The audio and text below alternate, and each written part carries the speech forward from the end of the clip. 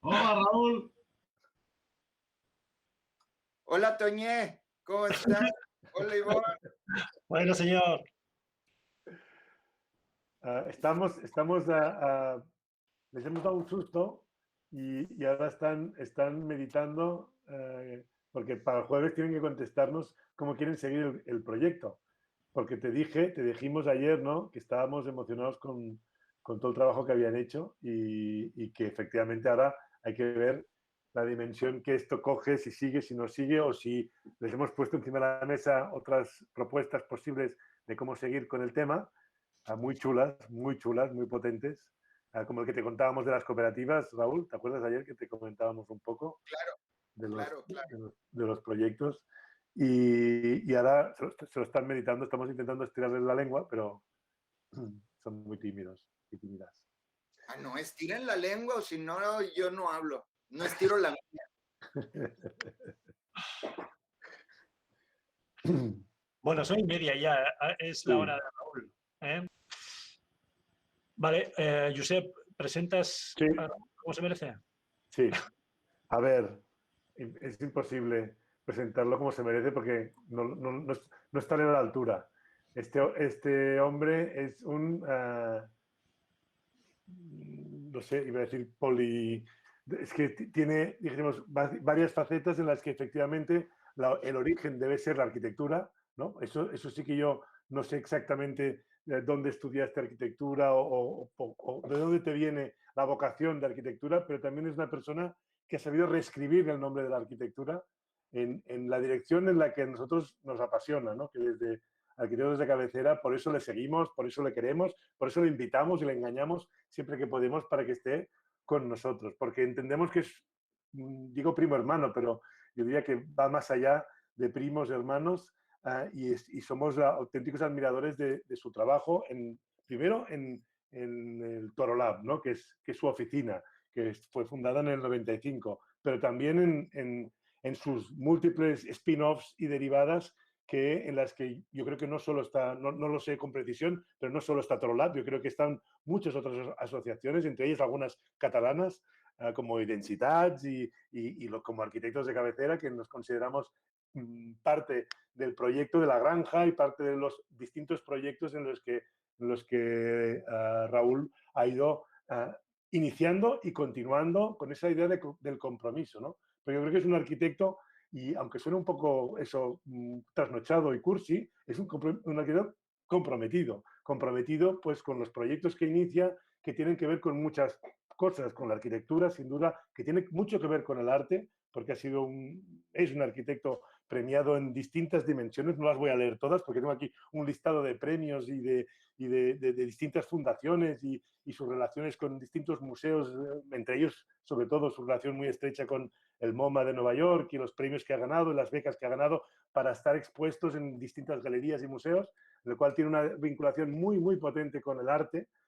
Por eso digo, esta multidimensión como arquitecto y compromiso en el arte, pero siempre un arte vinculado con este compromiso con la sociedad y que efectivamente La Granja, que es un edificio, ¿no? Se podría decir que es un edificio, pero es mucho más que un edificio, es un lugar de encuentro de distintas disciplinas, de músicos, de cocineros, de arquitectos, de ingenieros, de sociólogos, de tal, que están trabajando conjuntamente con proyectos muy vinculados al lugar donde está ubicada, ¿no? Que es Tijuana. Sabéis que Tijuana, desde lejos, suena muy bestia. Es un lugar que yo no he estado. Tengo pendiente irme a La Granja, que es una de las cosas que más ilusión me haría viajar y ver lo que están haciendo ahí en Tijuana. Pero como sabéis, Tijuana es un lugar fronterizo, un lugar con muchos conflictos. Está en frontera con Estados Unidos y viven de esas realidades. Durante una época tenía datos escalofriantes de violencia y yo creo que todavía debe tener algunos de esos datos que yo creo que se disputaban entre Medellín y Tijuana como de los lugares más peligrosos del mundo. Y ahí estaba Raúl creyéndose que la calle podía ser un sitio compartido, creyéndose que la acción del arquitecto, de las acciones sociales, que se podían cambiar las cosas, ¿no? Y yo creo que algún día lo invitaremos para que nos expliquen sus múltiples aventuras precisamente por intentar hacerlo y las cosas que le han pasado, dijésemos, pero yo creo que es maravilloso ver cómo sigue ahí, sigue trabajando desde ahí, y es universal, pero también es muy local,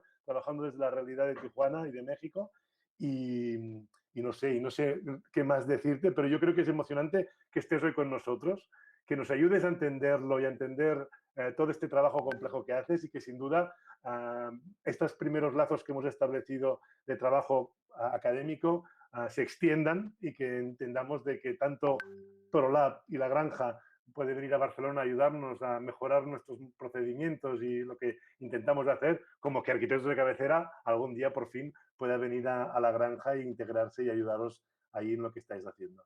Y sin más, adelante, Raúl, que estamos encantadísimos de tenerte aquí. Pues muchas gracias por la invitación, Josep, Ivonne, Antonio, un montonal de caras que ya que ya me les había dado lata, como a la pobre Mar, ¿verdad? Ahí también veo a Alba, varios que ya había visto antes. Pues a ver si no les pongo una aburrida espantosa después de ¿cómo se llama? De que levantan el currículum de una manera más que generosa, pero a ver. Vamos a ver, les voy a compartir pantalla. Vamos a ver si puedo hacer esto. Un momentito aquí.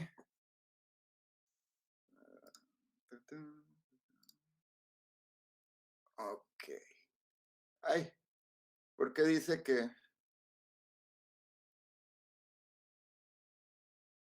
¿Qué? ¿Cómo no? ¿Por qué no puedo? Yo creo que te debe pedir qué pantalla quieres compartir, ¿no? Ok, puede ser que como no es de la organización UPC no le deje compartir. ¿Es posible esto? No fastidies. Dice Chrome desea compartir el contenido de tu pantalla conmigo. Elige lo que deseas compartir. Ah, ya, perdón. Entonces sí.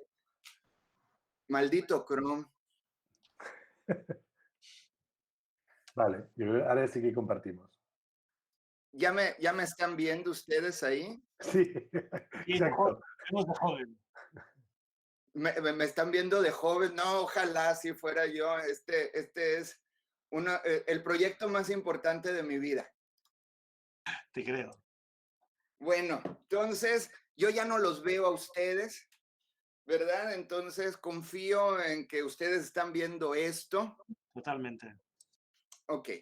Y como no los veo, a lo mejor de repente les preguntaré cosas para que me digan sí, no.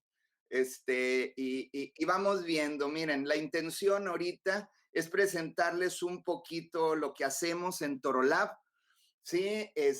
Llegar a La Granja, seguramente hablar de un par de proyectos que le dan sentido a nuestro trabajo y a La Granja. Y si no les aburre demasiado, en otro momento, en otra ocasión, platicar de otros de los proyectos como arquitectura de emergencia o el Instituto de la Basura, material residual y desecho, o un grado centígrado. O sea, este año cumplimos 26 añitos de estar trabajando en este colectivo. Y pero con estos dos proyectos previos, entenderemos La Granja, y si hay tiempo, platicaremos lo que estábamos haciendo antes de la pandemia para el alcalde de la ciudad de Los Ángeles, California. Entonces, miren, vamos a empezar. Espero que se escuche esto. Voy a empezar con una pequeña canción que espero tenga sentido después, pero es un poquito como lo que sucede en nuestro estudio, que será el de ustedes si ustedes gustan.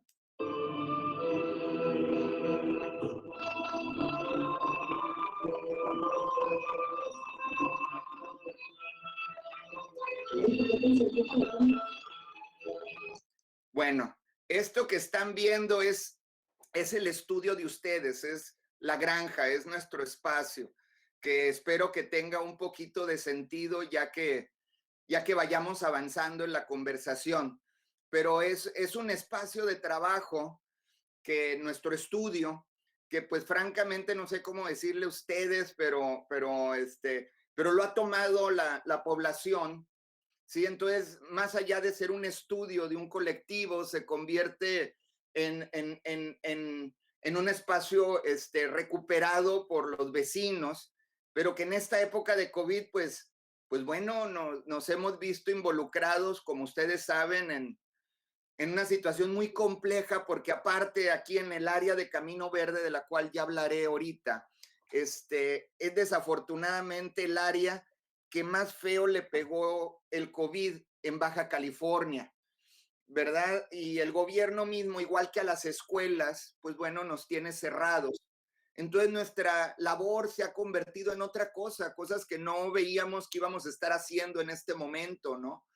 Sí, pero bueno, estamos repartiendo medicinas, alimento, triangulando con doctores, y hemos tenido, pues, ¿qué les digo? Ya después platicaremos de esto, pero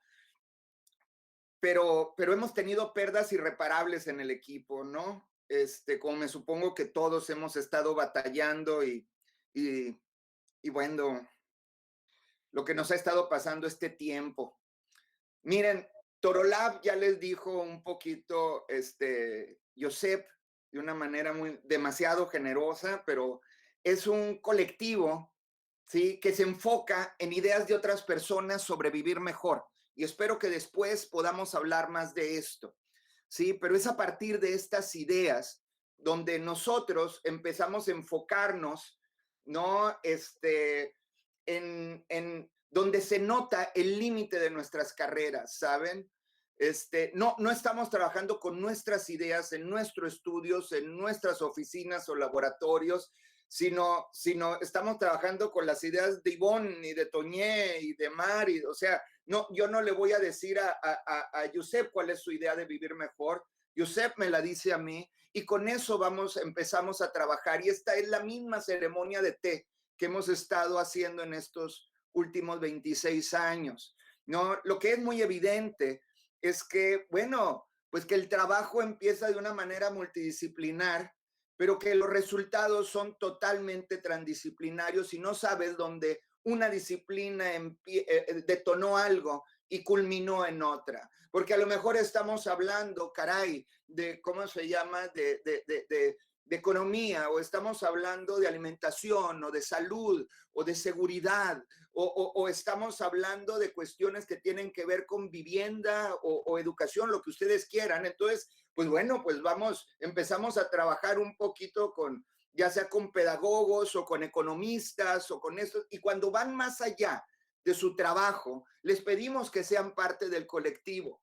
Entonces, en esencia, Torolab es un colectivo de colectivos. Entonces, en unos momentos, ¿cómo se llama? Pues podemos estar trabajando con tal instituto o tal doctor o con arquitectos de cabecera y todo mundo comparte, es una autoría compartida, o formamos, y es Torolab con ellos, o formamos un colectivo nuevo, ¿saben? Y de esa manera, ¿sí? A esto una tercera parte del equipo le llama prácticas antidisciplinares, pero 2/3 partes le llaman prácticas contradisciplinares, ¿no? Y esto no es decir que no respetamos las carreras que existen, sino que tienen que ser revalidadas a partir de los contextos nuevos que nos tocan vivir y de las formas específicas como nosotros nos enfrentamos hacia nuevos programas que indudablemente nos dejarán nuevas formas, y no nomás formales en términos espaciales, sino de vivir y programáticas y de entender la vida, ¿no? En ese sentido, podemos dividir el trabajo de Torolab en 2 áreas. Una parte que sí va muy ligada con el espíritu y la amplitud de lo que te da, sí, prácticas contemporáneas, que ya platicaré más adelante,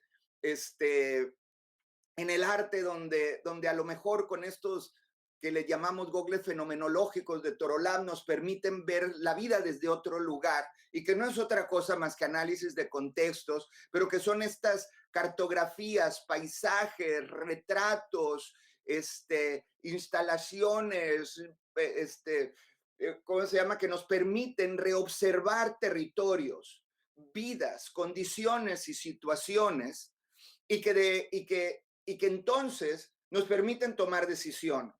Y es con estas decisiones donde se empiezan a generar sistemas. Entonces, ahorita aquí les platicaré de un par de estos sistemas, ¿sí? Y que van ligados a su forma de entender un territorio. Y de ahí ya nos partiremos, espero que no pierda mucho el tiempo aquí, para después llegar a la granja. Y si en algún momento Ivonne o Josep, Toñé, de los que están ahí, quien sea, si hay algo en donde me tenga que detener, díganme. Y si me estoy extendiendo también, por favor, que luego hago esa barbaridad. Entonces, ahorita les voy a decir, miren, voy a hablarles de dos conceptos previo al tema de la granja. Y voy a aclarar algo. Nosotros no somos teóricos, pero nos hemos visto en la, pues, ¿cómo decirles? En la situación de ir generando nuestro propio marco teórico, no por esa situación de que queramos estar en papers o algo así, sino de cómo, o sea, ustedes sabrán y que les digan, Josep, Ivonne, pero pues bueno, en los 80 no había marcos teóricos para este tipo de práctica. Entonces hemos tenido que ir generando nuestro propio vocabulario, ¿sí? Para entender lo que estábamos haciendo en diferentes décadas de nuestro trabajo, ¿no? Entonces, lo primero que les hablaré un poquito es de la idea de urbanismo molecular y después hablaré de cómo se llama de territorios del hogar. Entonces, en urbanismo molecular se trata un poquito de cómo nuestro cuerpo se refiere al cuerpo mayor de la ciudad. ¿Sí? Cómo somos organismos que antropoformizamos y entonces hacemos cosas en referencia a nosotros. Hasta nuestras universidades y empresas parecen organismos, ¿no? ¿Y qué más que la ciudad? Entonces, esto lo hemos venido estudiando durante varios años en términos de las relaciones entre temperaturas y los cambios, no solamente en nuestros cuerpos y nuestra productividad, sino cómo nos relacionamos los unos con los otros, haciendo cosas en ciudades como Tampa en Florida o Culacán en Sinaloa, ¿no? O cosas como el espacio vital, ¿no? Que no nada más se puede medir en metros cuadrados y por supuesto no en metros cúbicos y menos en un país como México, en donde más de la mitad de la población vive por debajo de 45 metros cuadrados para 5 personas. Pues bueno, entonces eso quiere decir que, ¿cómo se llama? Que esto que es inalienable a tu vida y que no se puede medir de eso porque son medidas de oxígeno, formas de entendernos y de olernos y de dejar entrar a las personas que nos estiman y nos quieren, pues las tenemos que entender desde el lugar en donde a lo mejor en menos de 40 metros cuadrados, 45, ¿sí? Pues bueno, ¿cómo se llama?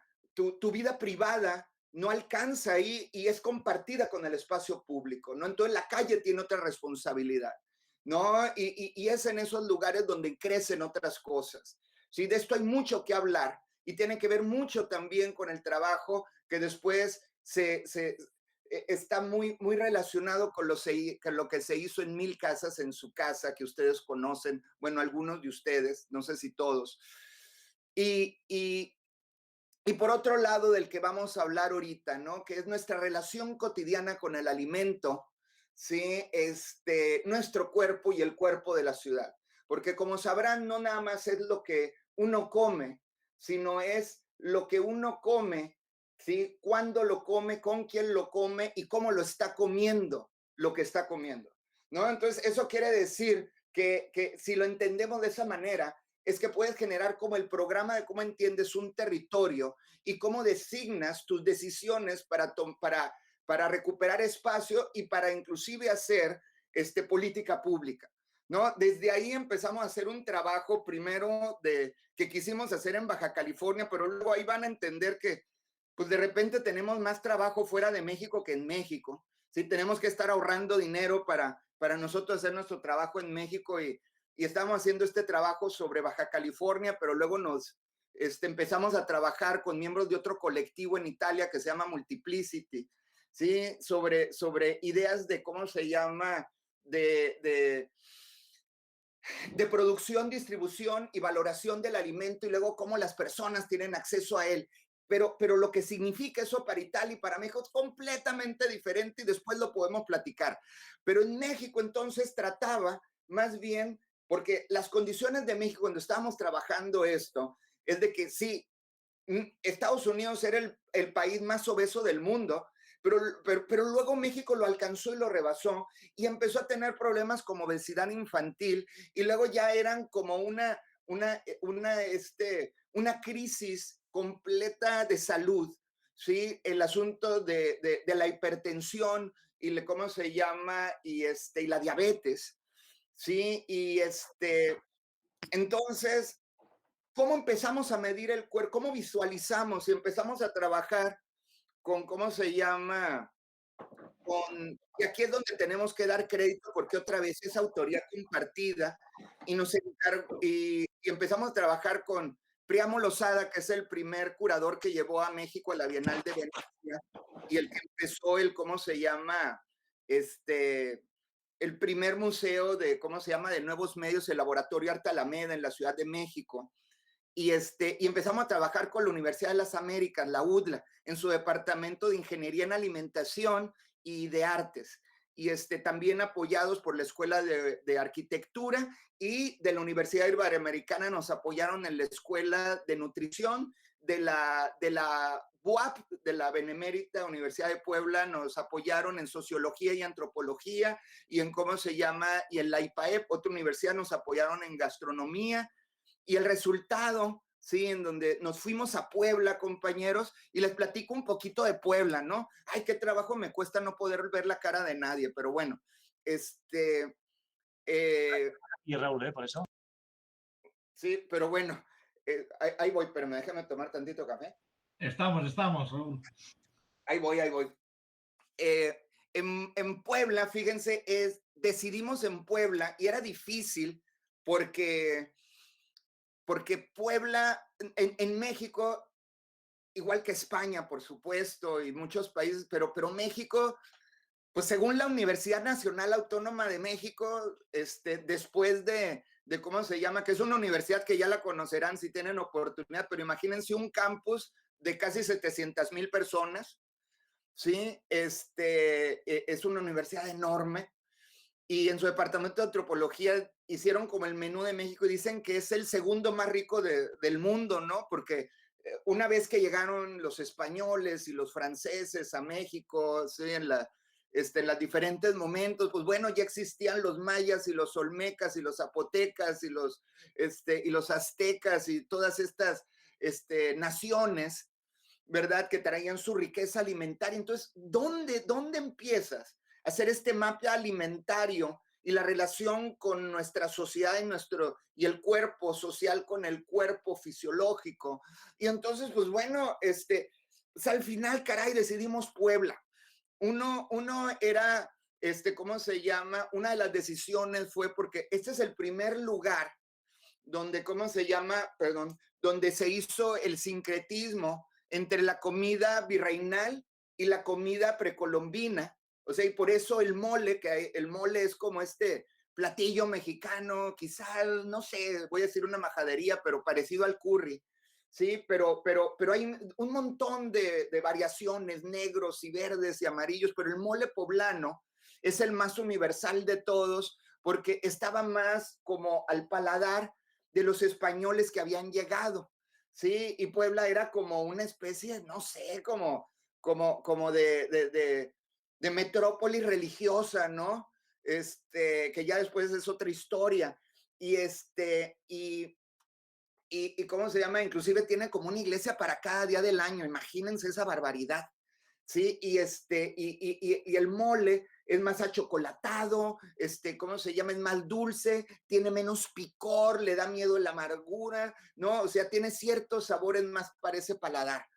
Y por otro lado, otro de las personas que nos ayudaron son los que les hacen las pruebas de tasting y de mercado a PepsiCo, que son los dueños de ¿cómo se llama? De Sabritas y Frito-Lay y ¿cómo se llama? Y también los de McDonald's y le hacen pruebas a Coca-Cola y a Bimbo, que es una compañía mexicana que luego personas creen que es española. Y nos dijeron que en ese momento histórico, el lugar donde más había, ¿cómo se llama? donde se hacían más pruebas de tasting porque había más probabilidades de que, ¿cómo se llama?, de que le gustara al resto de los mexicanos los nuevos productos. Pues era Puebla, y a nosotros esas cosas que nos dicen los mercadólogos, pues se nos hace así como, no sé, como especie, no sé, como que tienes que hacer actos de fe, ¿no? Pero bueno, decidimos creerles. Y entonces eso es parte de lo de por qué Puebla. Y el resultado, compañeros, que ya me estoy tardando más de lo debido, ¿sí? El mapa, el primer dibujo, la primera cartografía de cómo cambian nuestros cuerpos en relación al alimento y el cuerpo de la ciudad, es esa pieza triangular que tiene en sus manos Diego, el miembro de Torolab Chef, ¿no? ¿Y cómo se llama? Esto que quiso hacer un híbrido entre tortilla y pan, pues no pudimos hacerlo híbrido entre tortilla y pan. Es un pan que se parece a una ciabatta, pero que si te la comes, ¿sí? Resulta que es un mapa de datos negativos de quiénes somos a partir de los nutrientes que no tenemos. O sea, si te lo comes, tiene todos los nutrientes faltantes de la dieta diaria del mexicano en términos de vitamina A, B6, C, D, E, hierro y calcio, y aparte tiene 9 gramos de proteína, menos que te comas el vegetariano que tiene 16. Y tiene kilómetro cero, que son estos radios de 50 kilómetros, ¿sí? Para conseguir todos los ingredientes, pero es muy rica la zona de Puebla. Y aparte es un paisaje organoléptico, o sea, es una aproximación sensorial, ¿sí?, al paladar mexicano, desde un sentido a los demás. Entonces, por lo menos para el mexicano, pues huele bien, se siente bien, sí, se ve bien y sabe bien, ¿no? Pues bueno, para los que coman carne, sí, este es uno de los experimentos carnívoros que tenía como carne asada y cómo se llama, y champiñones, y queso hillo de Oaxaca y una emulsión de chile cuaresmeño con limón. Pero luego tenemos los vegetarianos y los veganos y todo eso, y les sigo platicando, ¿no? Entonces, y en los laboratorios del doctor López Malo hacían las pruebas para ver que los nutrientes fueran los correctos en las variaciones como los íbamos haciendo, y con estudiantes de arquitectura, del doctorado de ingeniería en alimentación, de artes, de gastronomía, que tenían así como no sé, como esa condición como sus profes, ¿no? Que son como rockeros punks, o sea, que son como performeros, con estudiantes que tuvieran esas condiciones de campeones. Hicimos COMA, que es la Cooperativa Mexicana de Alimentos. Entonces lo que presentamos, pues, fue una escultura que se convirtió en un horno móvil, ¿no? Y este horno móvil lo íbamos poniendo, ¿sí? Y luego este es otro de esos, ¿sí? ¿Y cómo se llama? Y los estudiantes vendían esto, y el dinero que daba para ellos, porque estas son unas universidades privadas, otras, ¿y cómo se llama? Y luego esto permitía que el sistema continuara, ¿sí? ¿Y cómo se llama? Ay, perdón, miren, esta es la vegetariana, qué bonita se ve. Y todo es el asunto de las salsas. Había una colección de salsas y la ingeniería de la mordida, cómo la primera mordida era diferente a la última, ¿no? Porque al mexicano le gustaba, ¿cómo se llama? Como tomar las cosas con una mano y luego con la otra mano le gusta salsear. Y luego también cómo nos aproximamos al diseño a partir de esto, que es muy difícil hacer un diseño heterogéneo, más en México, ¿sí? Porque siempre se te van los extremos, pero empezamos a hacer como un marketing táctico a partir de la pregunta de ¿qué comiste hoy? ¿Sí? ¿Y cómo se llama? Y cómo, porque en México, fíjense, si sobrehaces el diseño, pues la gente lo ve medio hipster y no se acerca. Y si no lo haces bien bueno, la gente no le da confianza y mejor no entra. Entonces lo tienes que tener en un intermedio raro, ¿sí? ¿Y cómo se llama? Y pues se vendía, muchachos, ¿sí? Luego empezamos a invadir, como conocíamos a los que les hacían las pruebas de tasting a estas compañías, pues empezamos a invadir los camiones de Sabritas y de Coca-Cola y de Pepsi y de Bimbo, y les poníamos esta pregunta de ¿qué comiste hoy? Y cada vez que lo poníamos fuera se agotaba, muchachos, ¿sí? ¿Cómo se llama? Esto lo hemos hecho en otros lugares y habrá tiempo de platicar. Esto le da como un valor intrínseco a cosas de lo que estamos haciendo en la granja. Ya lo seguiremos platicando. ¿Vamos bien, Josep, Ivonne? ¿Sí? ¿Por ahí andan? Sí, perfecto. Vamos Súper. súper bien, entusiasmados. Yo estoy, me ha entrado hambre, me ha entrado hambre. ¡Qué bendición! ¡Qué maravilla! Pero bueno, les sigo platicando tantito y después ni siquiera me preguntan qué nos pasó y por qué al gobernador de Puebla le empezamos a decir Cleopatro. Sí, que fue de nuestros clientes. Bueno, les digo de una vez, pero llegó el gobernador de Puebla a probarlo así con sus guardaespaldas y todo. Pues le empezamos a decir Cleopatro porque la primera vez que llegó no lo quiso probar él, hizo que lo probaran sus guardaespaldas y después ya lo probó. Pero bueno, hablando ya bien de él, ya después llevó visita, ¿no? Pero bueno, miren, somos parte de una iniciativa de la Universidad de Harvard de agencias culturales. Sí, miren, ahí estoy sin canas. ¿Y cómo se llama? Y esto es en la Escuela de Graduados de Diseño de Harvard. Ahí está Ana, para que conozcan miembros del equipo. Ahí está el Max, atrás de mí. ¿Sí? Ahí estamos con la Sociedad de Alumnos Latinoamericanos de la escuela. ¿Sí? Y hacíamos estos eventos. Y si conocen ahí, esto es en el GSD, y salía la cola hasta el al Kennedy Center, cruzando la calle hasta el Carpenter Center. Y no andábamos regalando esto, lo andábamos vendiendo. Y el dinero quedaba para traer a más, ¿cómo se llama? Artistas, arquitectos, profesores latinoamericanos y de habla hispana, a ¿cómo se llama? Ahí a la escuela, ¿no? Esto ya me lo voy a pasar, después lo platicamos. Estas son unas cenas que hacemos en el MoMA, que se llaman The Capital Exchange Dinners. Esta la hicimos con Caroline Gullard, Javiera Simmons y Kenny Goldsmith. Y después les puedo platicar cómo hicimos que las personas, les dimos una trufa, platicándole que tenía historia de hashish y por supuesto no tenía hashish. ¿Y cómo se llama? Y la gente empezó a ponerse high sin que tuviera hashish la trufa, nada más que puro chocolate, pero ya después les platicaremos de esto. ¿Sí? ¿Y cómo se llama? Y bueno, esto es lo de Italia, ya les platicaré. Esto es 1 tonelada de pasta y tenemos ahí los años, meses, días, semanas, horas, minutos y segundos en que la pasta se va a descomponer y se va a hacer polvo, pero en realidad la pasta es un paisaje, es un mapa etnográfico a partir de los ingredientes de una región de Italia en donde no se habla el italiano, ¿sí? Y bueno, lo hemos hecho en Polonia y en otros lugares, pero pasémonos, por favor, a territorios del hogar. Espero que no me haya colgado mucho en esto y no me tarde en esto y lleguemos a la granja bien. Entonces, miren, una parte muy grande de nuestra historia se hizo en el Instituto de Artes de San Francisco, donde trabajamos en algo que se llama The City Studio, y en el CCA, que es el California College of the Arts, donde estaba la maestría de Social Practice in the Arts, ¿no? Y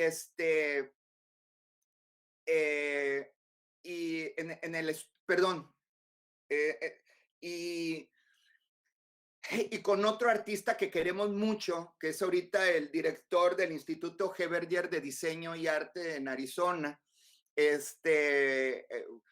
Julio Morales, y nosotros, y ¿cómo se llama? En el Instituto de Arte de San Francisco, y con una organización, de apoyo a juventudes asiáticas. Empezamos y con un pequeño apoyo de mi ex universidad, la Universidad de California, pero en el campus de Berkeley, empezamos y con Gray Collefson, un agrónomo que queremos mucho, y mis estudiantes, empezamos un proceso, sí, también apoyado por la Bienal de León y Hu Han Ru, que era también el curador de la Bienal de Estambul. Empezamos, ¿cómo se llama? Esta idea de entender la idea de hogar, no a partir del fenómeno mexicano de la familia nuclear, como se diseña y se construye en estas raras ciudades de vivienda de interés social, donde aparece el fenómeno de la cartera vencida, porque se genera como esta vivienda barata, ¿saben? Pero no hay habitabilidad, ¿no? Entonces, estás pagando vivienda barata y prefieres vivir en un lugar como Camino Verde, que les voy a enseñar, que seguir viviendo ahí, porque lo que pagas también es tu forma de vivir, ¿no? Y entonces, aunque tengan el crédito y te abandonan estas casas y luego se van a vivir de forma informal, o en Estados Unidos la idea está rara del, ¿cómo se llama?, del American Way of Life, ¿no? Que te dicen los de McCann Erickson y los de Ogilvy, que está en esta ciudad de Connecticut, o donde ustedes quieran, que se me hace una perversión de tratar de uniformizar vidas, porque ¿qué es lo normal? O quién tiene una familia normal, y desde esos lugares generar programas que se convierten en diseño y en casas, se me hace perversísimo, ¿sí? Por eso fenómenos como la cartera vencida en México. Sí, y entonces, ¿qué tal si aprendemos? Porque si algo te da Baja California y Tijuana, es sinceramente una sofisticación sobre temas que tienen que ver en la relación del territorio con fronteras, bordes, límites, pero que van más allá del político y se convierten en cosas de lenguaje, de economía, de cómo se llama, de estética, de intercambios que tienen que ver con velocidad y no con otros factores estéticos normales, sino con condiciones de vivir y del ser humano. Si yo ahorita estuviera viviendo en Barcelona o en Moscú o en Londres o en Argentina, quisiera venir en Tijuana por lo menos 6 meses para entender un fenómeno muy especial que ahorita lo toco con La Granja. Entonces quisimos hacer casos estudios sobre territorios del hogar que viven en esos límites y no viven en la normalidad, que no se toman decisiones desde México, desde la Ciudad de México como una decisión centralista, sino que se pueden tomar desde otros territorios que tienen que ver con el nomadismo, que tienen que ver con las migraciones, que tienen que ver con los refugiados, que tienen que ver con otras cosas, ¿no? Entonces, esto que les voy a enseñar es el primer caso de estudio, ¿sí? Esto le llamamos las granjas de Union Farm. Soy medio pocho, ¿eh? Ahí se me confunde el inglés y el español, perdón. Las granjas, los cassettes de la granja Union, ¿sí? Los Union, si no los conocen, es una comunidad que hacen granjas agrícolas y las van abandonando cada 10 años. Esto lo han hecho por más de 4,600 años. Viven entre Laos, Tailandia, Vietnam y partes de China. Y vienen del este de China, pero llegaron allá hasta estas áreas de Laos y Vietnam y todo esto. Y su historia, y tienen otra condición, miren, tienen una lectura del mundo increíble porque no tienen una lengua escrita y todo es con tradición oral, y tienen una condición bellísima que después podemos platicar sobre cómo relacionarse con el espacio a partir de sonidos, canciones y cómo se llama y poesía. Y luego su cronología, dicen, yo tengo 5 granjas, ¿no? En vez de decir yo tengo 50 años, ¿no? Y así van midiendo su vida, y ustedes sabrán que el hacer granjas y abandonarlas, aunque sea una década, ¿sí? Y irte moviendo así en tu vida es un eslabón perdido, es un territorio Sasquatch de la historia del urbanismo, ¿no? Porque es precisamente la agricultura lo que nos hizo sedentarios y lo que nos hizo hacer ciudad.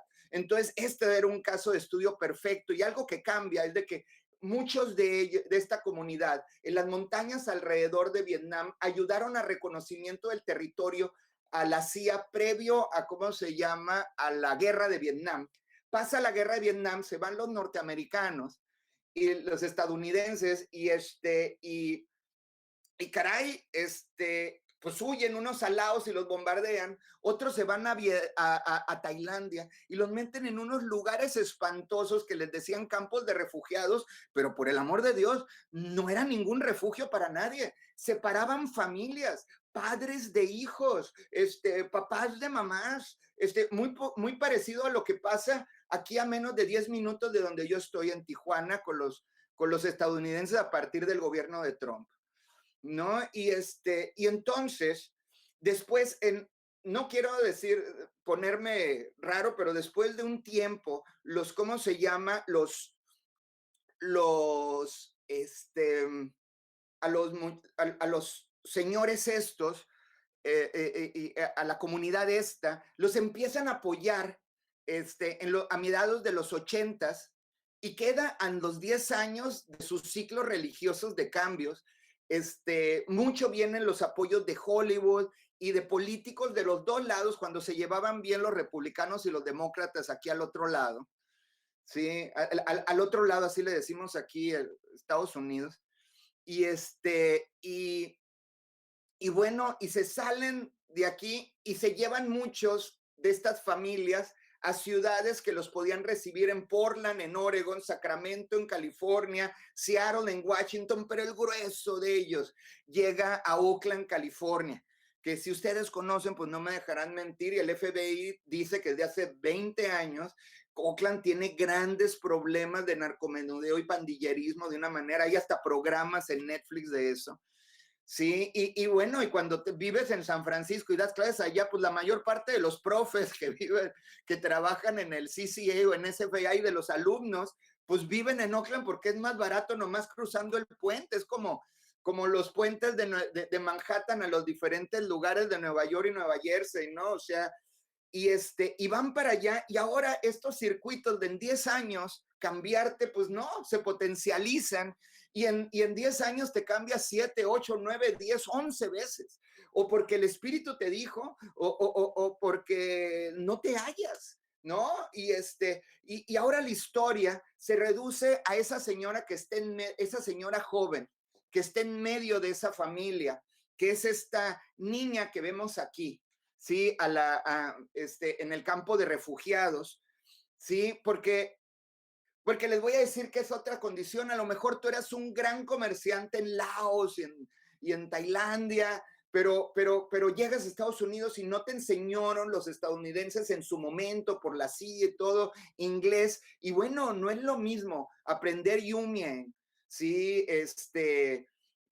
Y a inglés que de español a inglés o de español a italiano, francés. O sea, no es lo mismo. Primero está el apoyo escrito y, o sea, hay muchas cosas. Y luego ya te agarran, ¿cómo se llama? Ya lo haces más grande, ¿no? A lo mejor llegas de 40 y tantos, 50 y tantos, 60 y tantos años y te agarran más cansado. Y entonces pasas de haber sido como un gran comerciante de telares y de verduras y todo a caray, ser el segundo conserje de una escuela y empiezas con alcohol y terminas con opio o peor. Y eso es por un lado, ¿no? Y la depresión, ¿no? Y luego empiezas a tener hijos más grandes, un poquito como yo, y te agarran más cansado cuando son adolescentes, ¿sí? Y los chamacos, imagínense, perdón, los niños, ¿sí? Salen a la calle y no los aceptan ni los mexicanos americanos, ni latinos, ni los negritos. Entonces tienen que hacer sus propias pandillas y hasta fonéticamente, o sea, hasta su lenguaje es distinto en inglés, aunque no sepan Yumien, aunque no lo hayan aprendido. Tienen un tono distinto al inglés como nuestros primos de aquí de Estados Unidos, ¿sí? Que a lo mejor hablan con un sonsonete mucho más marcado de acento de español mexicano, hablando en inglés, aunque no sepan español, que cómo se llama, que un mexicano mismo fronterizo. Y eso tiene que ver porque han oído fonéticamente a sus papás hablarlo, y aparte porque los une como comunidad tener esos tonos, y eso es muy estudiado. Pero entonces, y las mujeres, entonces imagínense esta cena donde el papá no habla con el hijo y llega deprimido y a lo mejor está alcoholizado, y el hijo llega con problemas de afuera, no entiende lo que está sucediendo en su cuerpo, y su única referencia con su cultura es su papá, pero su papá lo ve y no lo inspira nada, ¿sí? Y ¿cómo se llama? Y le da coraje. Y quien puede hacer ese puente quizás es la mamá, pero por cuestiones culturales, las mamás, su forma de intervenir es no intervenir. ¿Sí me explico? No participar ni en lo religioso, ni en lo académico, ni en el trabajo, imagínense. Y eso es lo bueno en su comunidad, y se sienten avergonzados por eso. ¿Sí? Y aparte, si no hablan los papás con los hijos, se acabó la transferencia cultural porque no hay lengua escrita, ¿no? Ya no hay archivos de de esta población, ¿sí? Entonces, ¿qué es lo que pasa? Que conocemos a Liu, y en el punto 7 y 7', ¿sí? Balacean ahí al hijo mayor, le dan un balazo al hijo mayor y acuchillan al que le sigue. Entonces despierta Lu y se convierte en activista y en traductora, y evidentemente se convierte en el proyecto con nosotros y se convierte en traductora para su comunidad, y juntos lo que hacemos es que planeamos este sistema de comunicación intergeneracional que se tiene que autosostener, ¿sí? Y entonces vamos y hablamos con el gobierno de Oakland y nos dicen que sí, nos apoyan y pedimos una beca a, ¿cómo se llama? Al USDA, que es como salubridad y agricultura y nos dan un dinero y con apoyo del programa SAGE para granjas agrícolas de Berkeley y con eBase y Gray Collison y el equipo que les dije, hacemos un lease, rentamos 6 acres a 5 minutos del centro de Oakland y empezamos esta granja, ¿sí? Que le vendía lo que producíamos a escuelas primarias que querían cambiar su dieta y empezamos a trabajar con esas escuelas primarias y luego hacíamos este tianguis que es como es una palabra mexicana para hacer un mercadito móvil que se ponía frente a las escuelas para sacar a los papás de sus casas y que convivieran con otros padres, ¿sí? Y ¿cómo se llama? Y que no fueran tan insulares. Entonces, para hacer y quisiera que hubieran visto, hay mucho que platicar este proyecto, pero me estoy colgando y quiero alcanzar a platicar más de la granja, pero quisiera que el dinero de esto quedaba para el mantenimiento de la granja misma y para las familias. Y en ese momento quisiera que ustedes hubieran visto la cara de los chamacos estos que no tenían esta relación con sus papás, de estos muchachos y muchachas. Y cuando corregían a los doctores de ciencias ambientales de Berkeley, ¿cómo fregados no? Si estas personas han hecho granjas por más de 4,000 años. Sí, a lo mejor si has hecho granjas por más de 4,600 años, algo le tendrás que aportar a la maldita agricultura, ¿no? Entonces, y empieza otra comunicación desde otro lugar, completamente, ¿sí? Y otra relación entre estas familias, ¿no? Bueno, ahorita ya me voy a pasar a hablarles de la granja, ¿sí? Que es un programa que se llama el programa de la granja transfronteriza, ¿no? The Transborder Farmland Program. ¿Y cómo se llama? Digo mucho cómo se llama, es una muletilla que no me he podido quitar, ¿sí? Y discúlpenme. ¿Vamos bien por allá, compañeros? Va perfecto, Raúl. Espero que no se haya dormido nadie ni haya salido despavorido nadie. Entonces, le voy a seguir. ¿Cuánto tiempo nos queda, Ivonne, nada más para saber cómo apuro esto? Casi 3/4 de hora. Está súper interesante, ¿no? Va súper bien. Ok, bendito Dios. Entonces ahí voy. Sí, y le damos, miren, les platico un poco del territorio. Sí, a lo mejor hay algunos que ya les ha tocado conocer. Si no les ha tocado conocer, miren, donde está el círculo menor, la línea esa magenta. ¡Ay, Jesús de mi vida! Perdón. Ahí estoy. La línea esa magenta es la frontera, ¿sí? Así de recta y antinaturales, ¿no? Y si pudiera utilizar ¿cómo se llama? Ahí está bueno, el muro de Trump, está aquí, ¿no? Sí, está el muro que estaba desde antes de Trump. Antes de que llegara Trump teníamos ya 2 muros y una zona de nadie que le llaman. Esto es lo más cercano, un muro físico real que existía previo a Trump, ya existía esto, ¿saben? Y ¿cómo se llama? Y esta zona de nadie, esto es lo más parecido que hay a Berlín, ¿sí? En estos momentos de lo que era Berlín, nada más teniendo un muro mucho más tecnológico, ¿sí? Y más difícil de cruzar. ¿Sí? O sea, cuando ustedes cruzan de Tijuana a San Diego o de San Diego a Tijuana, o sea, si yo cruzo ahorita de mi casa a la línea, hago menos de 10 minutos, cruzo y ¿cómo se llama? Y no viajo a San Diego, ya estoy ahí. ¿Sí me explico? Hay familias divididas por este muro, ¿no? Parientes, ¿no? Caray, mi hijo es norteamericano. Sí, ¿cómo se llama? Viajo a Los Ángeles. O viajo a Las Vegas, que Los Ángeles está 2 horas, Las Vegas está 5, el aeropuerto está a menos de 18 minutos de la línea y a menos de $60 ya estás en San Francisco, por lo cual por eso se podía dar clases allá, ¿sabes? Y lo que está aquí a un lado, este territorio es una grandote al este, es Tecate. Que Raúl, podemos ver tu cursor por si quieres señalar. ¿A poco puedes ver mi cursor? Ahorita lo ves, yo no lo veo. Sí, sí, lo vemos. Sí, lo vemos. Maldición, ¿y por qué yo no lo veo? Está horroroso eso. Yo no veo el cursor, lo cual lo hace complicado, compañeros. A ver si con la tableta. Sí, maldito Chrome y Meet, pero a ustedes les encanta. No, no puedo. No lo veo. Bueno, Pero no es que nos encante, es el recurso que pone la universidad, tampoco. Pero bueno, pero Tecate, que es el territorio grandote que está, bueno, Tijuana es el sándwich que está entre esto que está en la playa, que es Rosarito, que se independizó de Tijuana a finales de los 80s, y Tecate, que hacen una cerveza y viven como 3 gente, pero tienen un montón de territorio.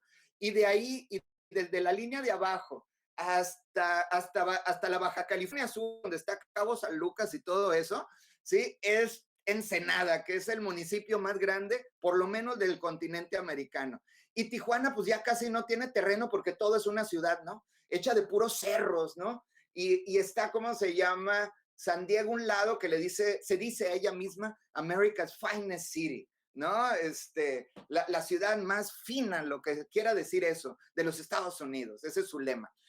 Y lo que sucede aquí es que hay un contraste enorme, compañeros. Si tú vas a Los Ángeles, Tijuana y Los Ángeles, si colapsara esto y de repente en la frontera estuviera Los Ángeles y Tijuana, todo tiene que ver, ¿sí? Y San Diego no, San Diego y Tijuana tienen, ¿cómo se llama? Muchísimo contraste, ¿no? Y es una ciudad que aparte, pues bueno, es súper militar.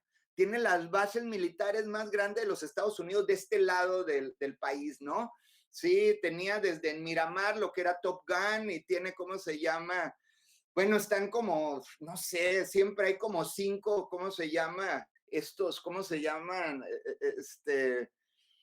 ¿Cómo se llaman estos aviones? Estos portaaviones, que cada portaavión tiene como 5 cruceros y como 10 destroyers y no sé cuántos submarinos nucleares y un ¿cómo se llama? Y un hospital flotante cuidándolo porque son como ciudades flotantes.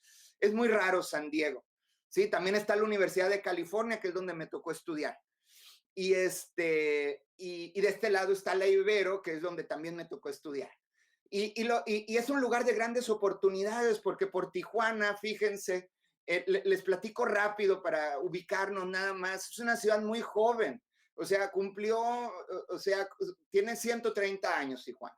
Sí, pero de los cuales es falso, eso es cuando se dice que existió y era como un punto de descanso entre la misión de Ensenada y la misión de San Diego, sí, con jesuitas. Y no tiene un centro, o sea, no tiene una plaza y una catedral y un centro de poder y el mercado, ¿sabes? No tiene este sentido urbanístico romano, ¿no? Sino tiene como nodos, ¿sí? Unidos y subnodos unidos por conexiones, ¿sí? Como una locura del modernismo urbanístico no funcionando del oeste de los Estados Unidos a partir del carro. O sea, tiene una calle principal, así como con la oficina del sheriff y los ¿cómo se llama? Y la tienda, eso era lo que era Tijuana antes de la frontera. El desarrollo real posterior viene con la prohibición de alcohol, la guerra y sobre todo la guerra de Corea y la guerra de Vietnam, y en todos los 70s el proceso de las maquiladoras. Entonces se convierte también en el centro de tecnología médica de todo este lado del mundo. Creo que hacen como el 94% de los marcapasos del mundo. Es la capital de monitores del mundo. Está aquí Sony, Hitachi, Samsung, es también la capital de Latinoamérica de, ¿cómo se llama? De ingeniería aeroespacial, ¿no? Aquí está Honeywell, aquí cruzando está Lockheed Martin, en fin, y es la entrada de Asia a México, o sea, ¿cómo se llama? Las comunidades de chinos más antiguas y más grandes de este país están en Baja California, y primero se fundó Mexicali, extraoficialmente por chinos que por mexicanos, por cómo iban construyendo ¿cómo se llama? El ferrocarril al oeste. Pero lugares de grandes oportunidades es para todo mundo, para buenos y para malos, como dice Edward Glaeser, que no todo lo que dice estoy de acuerdo, pero esto puede ser que sí. Y caray, a finales de los 80, verán, México se divide en varios países, como en España.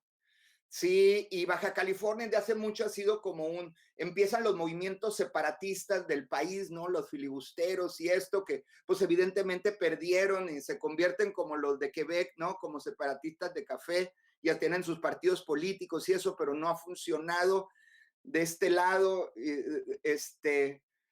y tiene como este espíritu independentista muy, muy especial Baja California.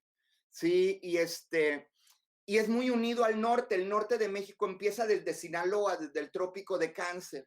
Y hay algo, ahí empieza este asunto del cartel de Sinaloa, ¿no? Que une a Chihuahua, donde está Ciudad Juárez, Baja California, donde está Tijuana, Jalisco, donde está Guadalajara, sí, Nayarit, por supuesto, y Mazatlán y Culiacán y todo allá en Sinaloa, ¿no? Y esto le pega a Tijuana como si fuera una especie de compañeros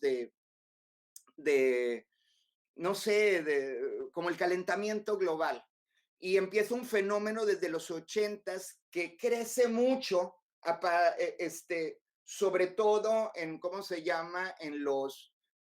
A finales de los 80s, 90s y explota en los 2000s, ¿no? Si algo para cuando viene la caída de Medellín, ¿sí? Del cartel de Medellín, empieza a subir otros carteles allá abajo y México no nomás produce cosas, distribuye cosas y esto empieza a crecer muchísimo. Y después del gobierno revolucionario, ¿sí? De México, que esa es otra plática para otro momento, que pierde en los 2000s con un gobierno de derecha católica, imagínense, cambia todo y la violencia empieza a irse a otros lugares, ¿no? Y esto explota del 2005 al 2006 y del 2006 al 2007 y del 2007 al 2008. Y eso, en estos 2 años del 2006, 7 y 8, primero empezaron como, ¿cómo se llama? Organizaciones periodísticas, ¿sí? De Europa, diciendo que era el lugar más peligroso para que reporteros trabajaran en el mundo, Tijuana, ¿sí? Que mataban muchos reporteros aquí y directores de periódicos y eso, y luego, ¿cómo se llama? Naciones Unidas lo dijo que era el lugar más peligroso para vivir por asesinatos y había guerras convencionales en otros lados. Yo la verdad no creo que haya sido, pero que con que ya te tomen en cuenta como uno de los peores lugares, pues es suficiente, ¿sí? Y para hacerles más corta esta explicación, pues bueno, como les digo, yo no sé si creer estos números, pero con que se acerquen es horroroso. Sí, nosotros ya teníamos como un pie entre Boston y San Francisco, pero políticos, ¿no? De repente un político joven, un académico de economía, asesor de la policía ministerial, profesores que ustedes no lo van a creer, pero todavía me quieren mis profes, sí, era como un poco nerd, y ¿cómo se llama? Eran los planificadores urbanos de Tijuana y de Tecate y de Rosarito y eso, y estaban haciendo el plan estratégico metropolitano y un empresario, Alejandro Bustamante, que tiene una empresa Plantronics de tecnologías para que la NASA utiliza para, ¿cómo se llama? De audio y audio sin manos y cosas. Ven nuestro trabajo y los políticos, buenos, malos, regulares, de todo, se vieron rebasados y empezaron a pedir ayuda a, ¿cómo se llama? A iniciativa privada, a academia, a sociedad civil, a, ¿cómo se llama? Productores culturales. Y se juntan estas personas, dicen, ¿qué propusieran ustedes? Y propusimos algo de urbanismo molecular que tenía que ver con temperatura y alimento, ¿sí? Y entonces empezamos a hacer, compañeros, what, are you coming? Give me my keys. Bye bye. Ok, y perdón, compañeros, un break, ahí voy. Y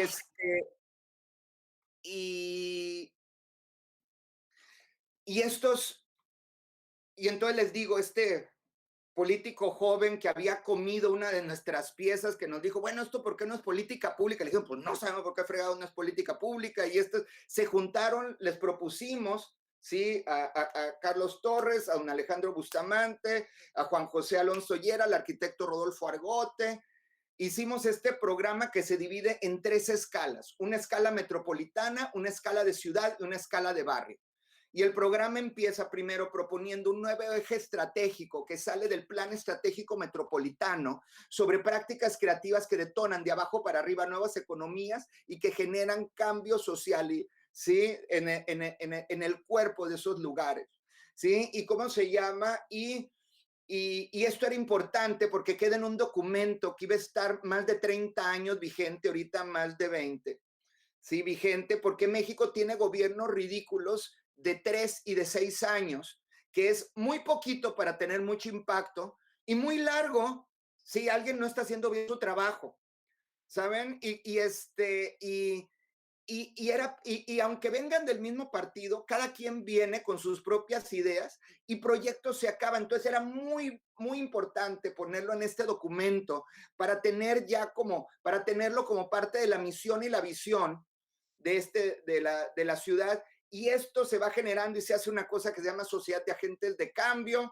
Y bueno, y entonces estas personas nos iban a conseguir apoyos, pero en lo que llegaban apoyos pasaron como 9 meses.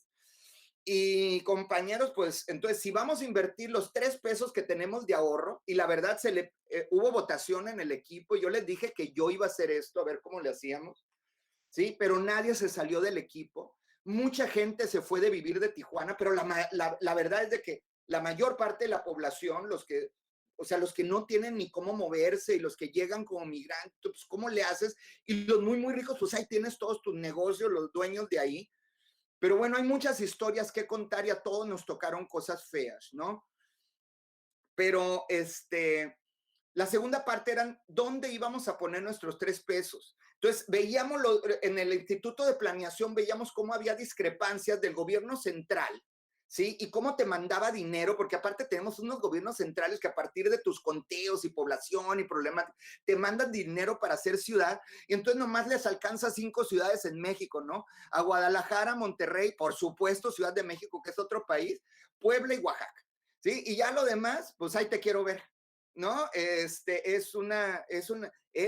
Aquí pasamos del urbanismo social a urbanismo táctico creativo, compañeros, porque tienes que hacer mucho con nada, ¿sabes? O sea, por ejemplo, nuestros amigos en Medellín, a mí me daban envidia cuando hablamos con nuestro amigo Alejandro, porque ellos tienen o sea, de repente tienes superávit de cientos de millones de dólares, pues bueno, pues con eso haces bibliotecas increíbles y cosas padrísimas. Aquí tenemos que trabajar desde otro lugar y es otra problemática. No tenemos esa organización tan buena que hicieron política en lugares como Antioquía, ¿no? Entonces empezamos a hacer mapas nuestros que no tuvieran con la información del gobierno central, sobre mapas que iban desde pobreza normal hasta pobreza nutricional, ¿sí? Porque les digo que había discrepancia entre el gobierno central y el gobierno municipal.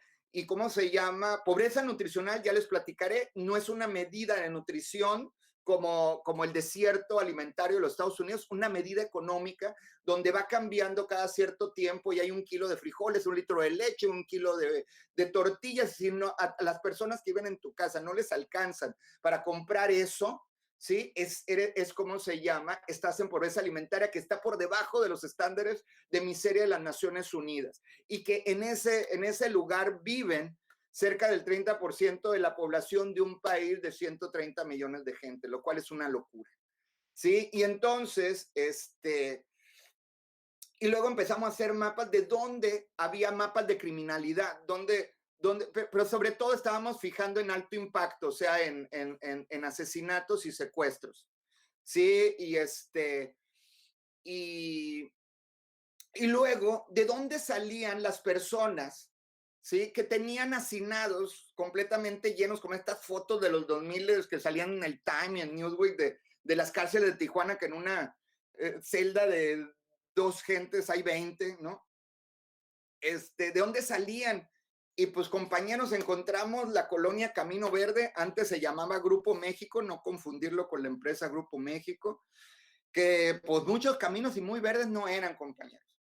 Miren, estas eran las imágenes que salían de este lugar, porque aparte Tijuana se quedó sin policía, tomó la plaza el ejército. Literalmente le decían la guerra contra el narco.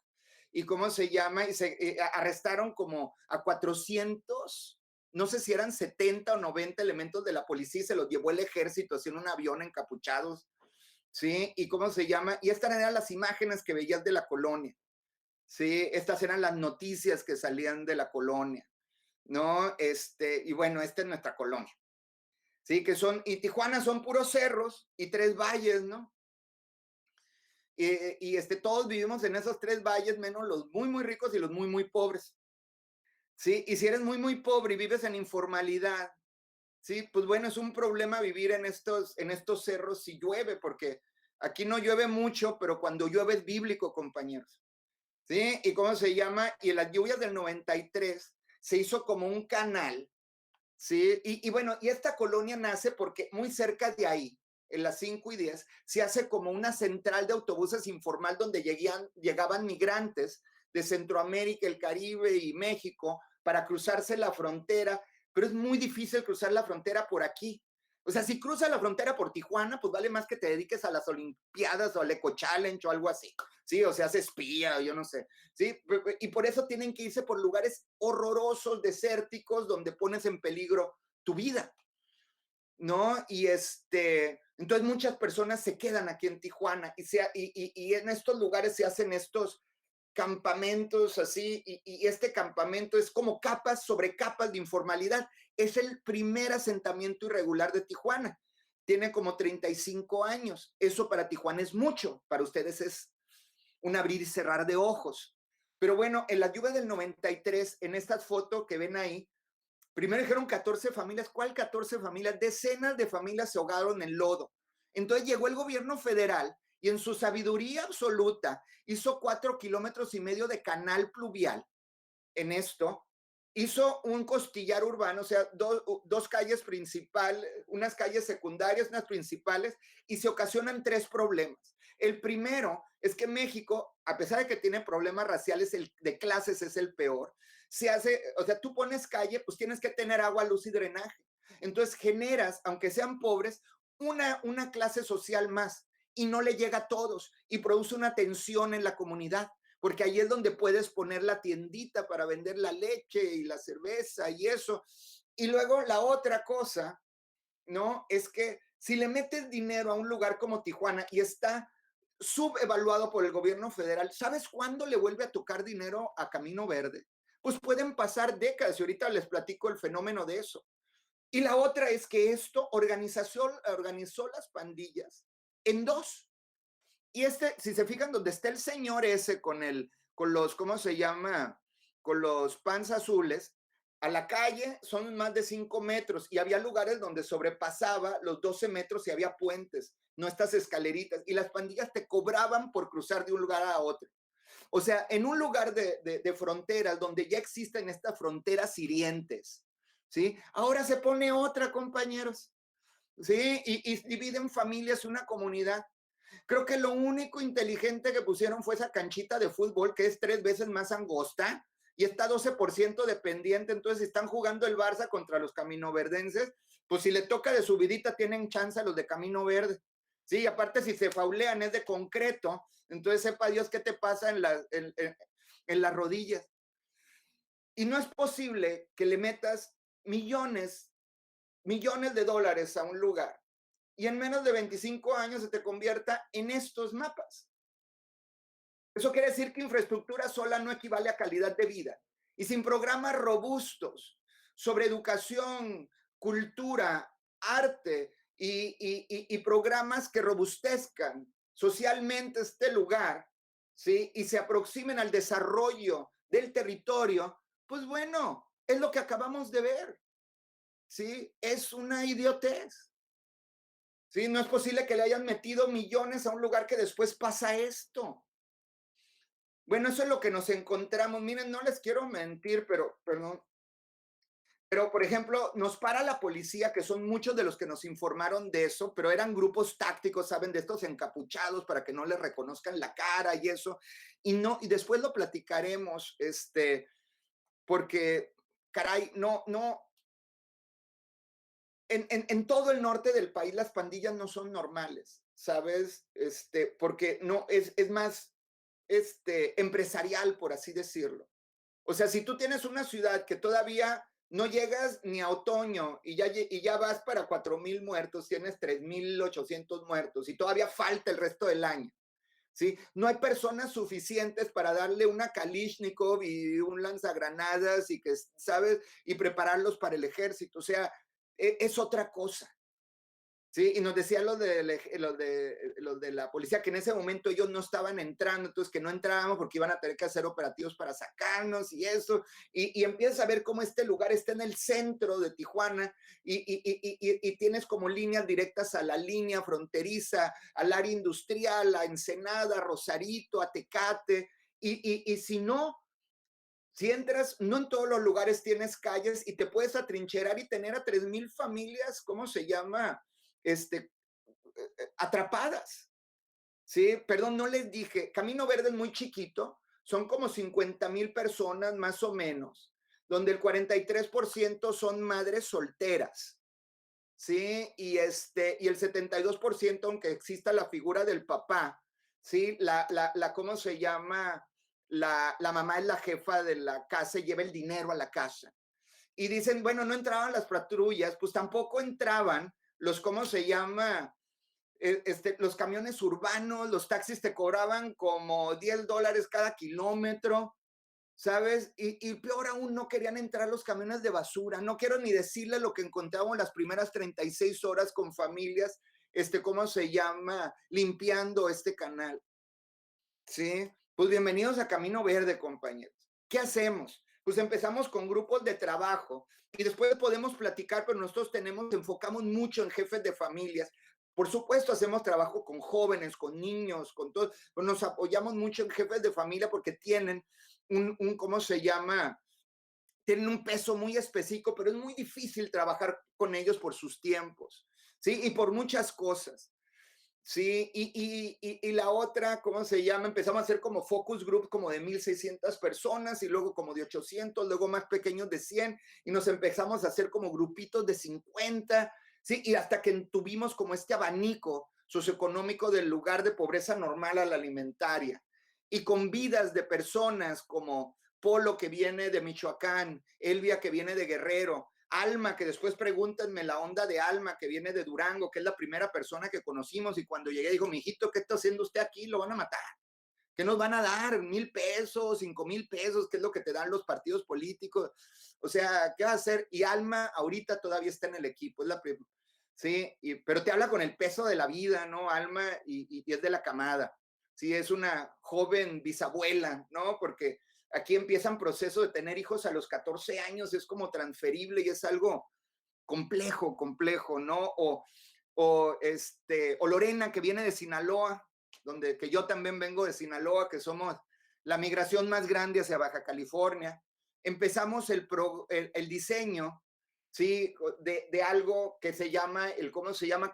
Primero con, ¿cómo se llama? Clases de lectura y escritura, y luego de escritura creativa, y luego ligando con cosas que aprendimos en ingeniería en alimentación, cuestiones de procesos cognitivos a partir de escribir recetas de cocina, historias de vida y accesar, ¿cómo se llama?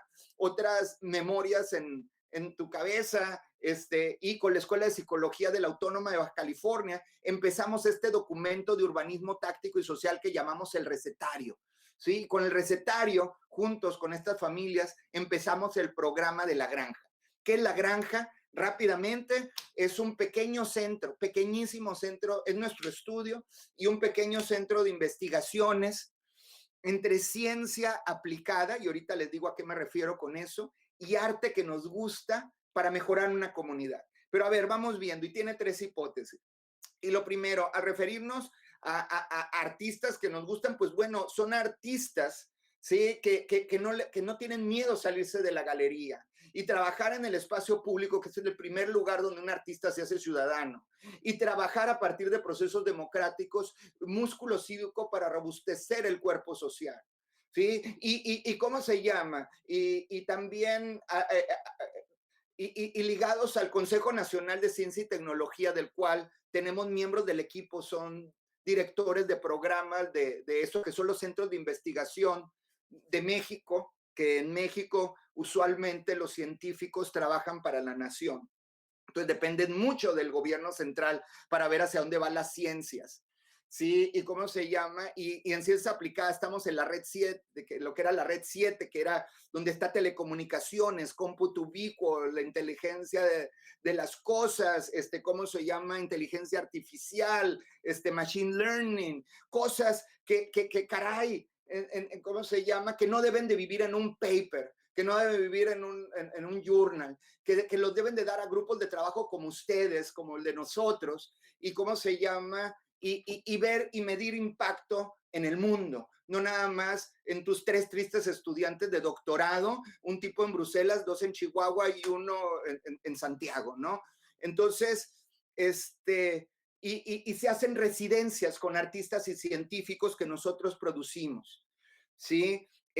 Miren, y en el canal lo íbamos a aplanar, ¿no? Entonces empezamos a hacer un canal pluvial para que pasara, porque no hay terreno, y aprovechar el terreno arriba. Y si nos daban dinero para hacer un centro comunitario, un área deportiva, un módulo de medicina, lo que sea se necesitaba. Y tratar de convencer asociaciones civiles privadas de que le entraran y no tuvieran miedo, que eso fue parte del trabajo.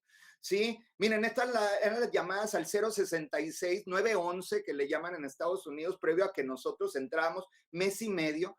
No, lo grave no es tanta llamada, lo grave es de que los territorios más difíciles es donde nadie va porque no hay luz, agua y calle, sobre todo luz y calle. Pero miren, antes de que le pongamos un programa encima, nada más emparejar esto, nada más emparejarlo y no tener que cruzar por el puente ese que se ve atrás, ¿sí? Vean, ya hay personas usando esto, compañeros. Hay un señor allá atrás barriendo tierra. ¿Quién fregados barre tierra? Esto en Torolab es un proceso que le llamamos forestación social, que viene de la escultura social de Joseph Beuys, pero no se trata nada más de, digamos, de que todos podemos ser artistas y vamos a sembrar 4,000 o 7,000 robles con alabastro. Es quién va a cuidar ese árbol. Son estructuras de pertenencia, como dice Peter Block, ¿no? Y esto, si alguien ya está barriendo tierras porque ya lo hizo suyo, ¿saben? Y ya puede andar una niña en bicicleta. Y ahí encima se empieza a poner programa. Y después nos salimos de estos territorios, ahí están de mis dibujitos, y cómo se llama, y empezamos a hacer como estas maquetas y esto, y negociaciones con la parte más difícil de la colonia, de las 2 pandillas, la más difícil era la R13, y empezamos a negociar ahí en un lugar que le llamaban el Campito. Pues decidimos activarlo, ¿no?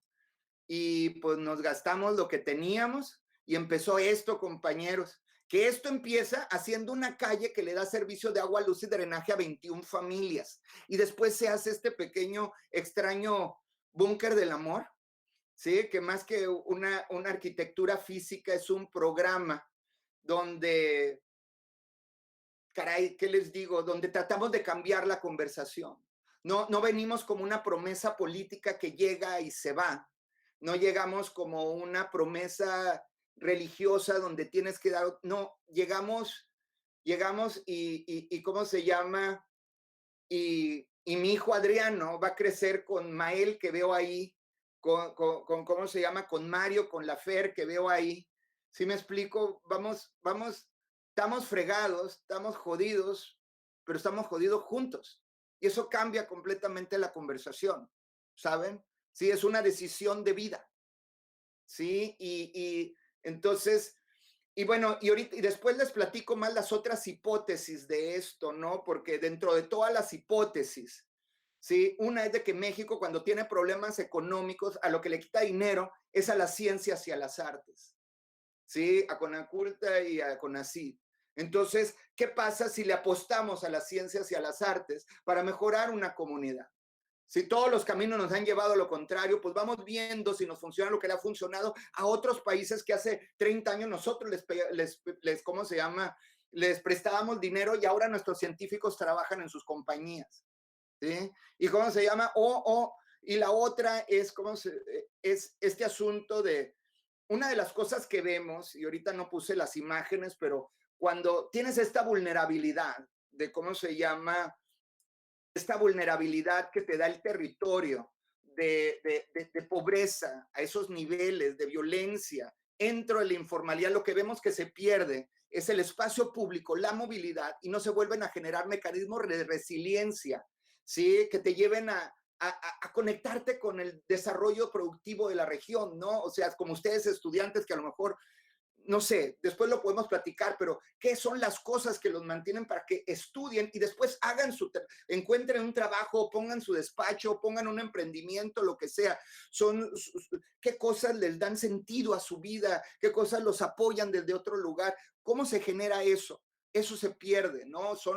Estos son los triángulos de las Bermudas del ¿cómo se llama? Del capitalismo. Entonces, ¿qué pasa si recuperamos espacio público, movilidad social, no nada más que no entran los camiones urbanos, y estos mecanismos de resiliencia, no estas herramientas? Sí, pues a lo mejor tenemos un territorio que en vez de ser un problema estratégico, es un recurso estratégico, no nomás para el Estado, sino para la academia, para la cultura, para el desarrollo productivo hasta empresarial, ¿cómo no? Sí, y esa era la otra hipótesis, ¿no? Y la otra es de que si funciona en Camino Verde, donde ni los vecinos confían de los vecinos, pues caray, les prometo que funciona en Culiacán, en la Ciudad de México, en Medellín o en La Mina, caray. Sí, y por ejemplo, les voy a poner ya para terminar rápido, un ejemplo de una residencia artística y científica. Por ejemplo, nos trajimos a los muchachos de Bogenklausur de Austria, porque han estado en residencia Manfred Reiner, Stefan Winsperger, Hannah Hollinger, ¿cómo se llaman? Ghana Think Tank, en fin, artistas que nos laten muchísimo. Y con estos muchachos agarramos una película, porque empezamos a tener problemas de venganza, ciclos de venganza que no terminaban. Y agarramos una película, una obra de teatro que trata de eso. No nos alcanzó para hacer obra de teatro, pero sí para hacerlo una pequeña película, y desmantelamos una obra, la primera obra de Shakespeare, que es Titus Andrónico, en talleres de uso y edición de video, de uso y edición de audio, de guionismo y actuación, y 33 familias hicieron una película que se llama Tito, que se presentó en el Festival de Venecia, que, ¿cómo se llama?, que ganó el premio latinoamericano de cine, ¿cómo se llama?, de mejor corto de ficción, y mejor documental híbrido en el Austrian American Film Festival en Nueva York, y las 33 familias le pusieron Tito.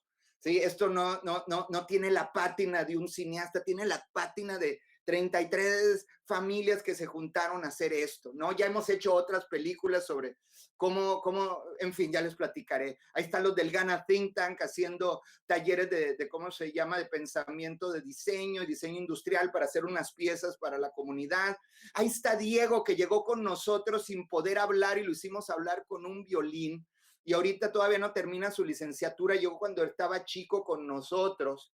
Sí, nosotros en La Granja trabajamos con la Orquesta de Baja California, pero nada más tenemos violas, violines, chelos y violonchelos, no nos alcanza para más. Sí, pero Diego, por ejemplo, lo hicimos hablar con un violín y empezó a hablar, y ahora ya es, ¿cómo se llama? Es monitor de la orquesta. Eso quiere decir que es profesor todavía sin licenciatura. Sí, también tenemos a la sexta viola del país, también al, ¿cómo se llama?, el director de orquesta más joven de Baja California. Diego ya tocó en Milán frente a personas del Banco Mundial y Naciones Unidas, conoció el Teatro de la Scala, como Rubén conoció el Met, tocó también para personas de por allá.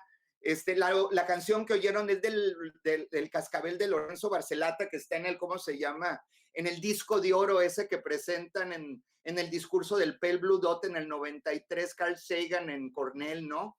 De esta comprobación de la inteligencia de nuestro planeta, si lo encontraron una inteligencia externa. Bueno, qué bonito que había una canción mexicana que es la que estaba tocando de inicio.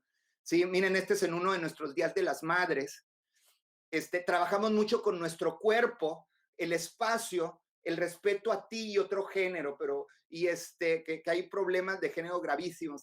Trabajamos con una compañía que se llama Lux Boreal y ya tenemos una compañía de danza contemporánea nosotros, se llama Frontera. Ya tenemos 2 niñas que están completamente becadas, una ya se fue a Brasil. ¿Y cómo se llama? Él es un compañero mío de la carrera, Christopher Chichelmishai, que en el MIT hizo de Center for Civic Future Media.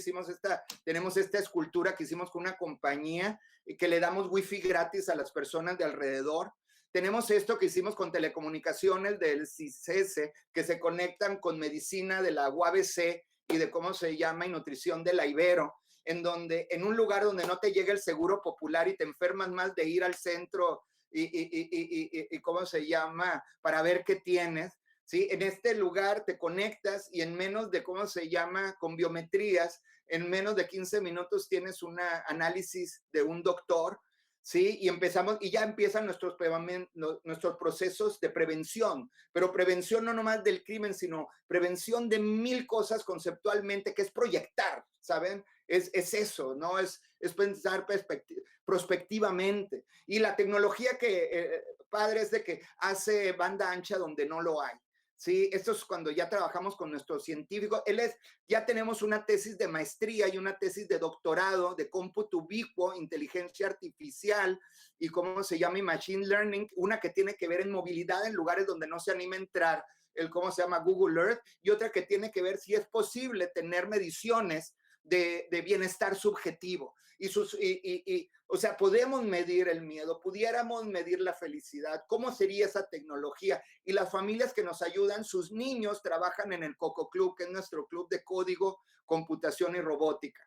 De ahí sale lo de inteligencia vecinal y que ahora, y cómo se llama, que primero entró UABC, CICES, el Tecnológico de Sonora, pero ya hay no sé cuántas universidades, pero más de 2 docenas. ¿Sí? Y cómo se llama, y de ahí sale LISA, que es el Laboratorio de Investigación de Innovación Social Aplicada, que no son otra cosa más que ideas y tácticas de cómo se llama, de operaciones de campo para el bien común, y hasta celebrar que nos equivocamos porque nos darán el camino correcto. Y es lo que nos conecta con ustedes, con arquitectos de cabecera, ¿no? Que las casas de aquí, donde menos de 25 metros cuadrados para 7 personas, pues por supuesto tenemos que trabajar también la calle, ¿no? Y de ahí sale el programa de urbanista a pie de calle. Y tenemos el programa de inteligencia urbana que empezamos en el 2007 con nuestros científicos y el CONACYT, que el compromiso no nomás era traérnoslo a Baja California, sino a la granja, a los científicos más importantes del país en estas tecnologías que les dije, no nomás para compartir papers, sino para hacer un compromiso sobre cómo podemos tener impacto en lo real. Y aquí ya se agregaron, ya no nomás ciencias aplicadas, sino economía, urbanismo, ya empezaron con los años otras, y en esto sí nos terminaron de ayudarnos para pagar vuelos y todo, el Media Lab del MIT. Lo hemos hecho en Guadalajara y en otros lados, lo de Urban Intelligence. Y afuera de la granja, pues sí hemos sembrado y ha cambiado varias veces, pero pues esto se conecta con lo que sí producimos, porque la mitad de la granja, pues resulta que es un laboratorio gastronómico que tenemos con el Culinary Art School, que es la mejor escuela de gastronomía que tenemos de este lado. ¿Sí? Ese muchacho de cachucha roja, nos lo robamos de la situación exterior y él ya es como un chef graduado, ¿sí? Y de ahí sale un poquito el modelo económico de lo que estamos haciendo, ¿sí? Y miren, yo no sé si sea cierto, compañeros, pero personas de la Policía Ministerial del Estado que le hacen asesoría llegaron y nos dijeron que en menos de 6 años bajó el índice de criminalidad 85%, en lo que se consideraba que era el territorio más complejo, del país más complejo en esos años con respecto a criminalidad y asesinatos. La verdad, con que hubiera sido la mitad de esto, cuando dijeron lloramos, ahorita se lo digo con un nudo en la garganta, yo no sé si sea cierto, pero sí hubo cambios. Y lo sabemos porque nuestro amigo Alejandro nos dijo que a ellos les tomó como 9 años con todo el poder Antioquía hacer algo así. Entonces sí, una activación así de pequeña, sí va creciendo. ¿Saben? ¿Qué sigue? Bueno, todavía estamos, ahorita nada más hemos logrado poner 3 aulas móviles, que no es nada y es una vergüenza. pero no puede ser que para 50,000 personas no haya una secundaria, una preparatoria, y tenemos como un programa muy serio de estudios académicos donde no nomás estamos con la Secretaría de Educación, sino, caray, utilizamos como currícula nuestro cuerpo, el medio ambiente, con nuestros artistas y nuestros científicos para hacer algo de clase mundial. Miren, yo creo que aquí le voy a parar para que nos quede un tiempecito de platicar y me quedo con un montonal de cosas que presentarles. Ahorita nomás les muestro las imágenes de un proyecto que hicimos aquí para el alcalde de Los Ángeles, ¿sí? En un lugar donde hay más sobre alimento y territorio, en un lugar donde hay más licorerías que restaurantes, más, ¿cómo se llama?, iglesias que licorerías, y donde empezaron las revoluciones sociales en los 60s en California, y fue lo mismo ahorita con lo de George Floyd, ¿sí? Y donde la representación política y cultural está en manos de blancos, la cultural está en parte de negritos, pero el 85% de la población son latinoamericanos, especialmente mexicanos y un poquito salvadoreños. Y miren, hay 2 ATMs, 2 cajeros, y este es uno de ellos, compañero. Y las casas sí parecen casas de México. Pero bueno, ya les platicaré de esto en otra ocasión para alcanzar a platicar de otras cosas, ¿no? Pero bueno, déjenme salirme de aquí.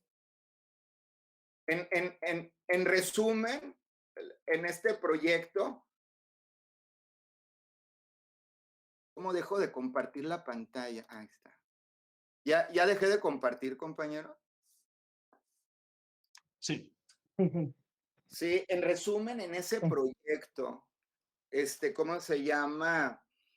Imagínense que el primer día que llegamos ahí entre South Central y Compton, está Watts, que es donde estamos trabajando, y ¿cómo se llama? El primer día que empezaba, a un lado de nosotros le dieron un balazo en la cabeza y en el pecho, un mexicano a un negrito, y en el final de un mes teníamos sentados en mesa a las familias de los 2 lados, ¿no? Y de eso se trató un poquito el proyecto.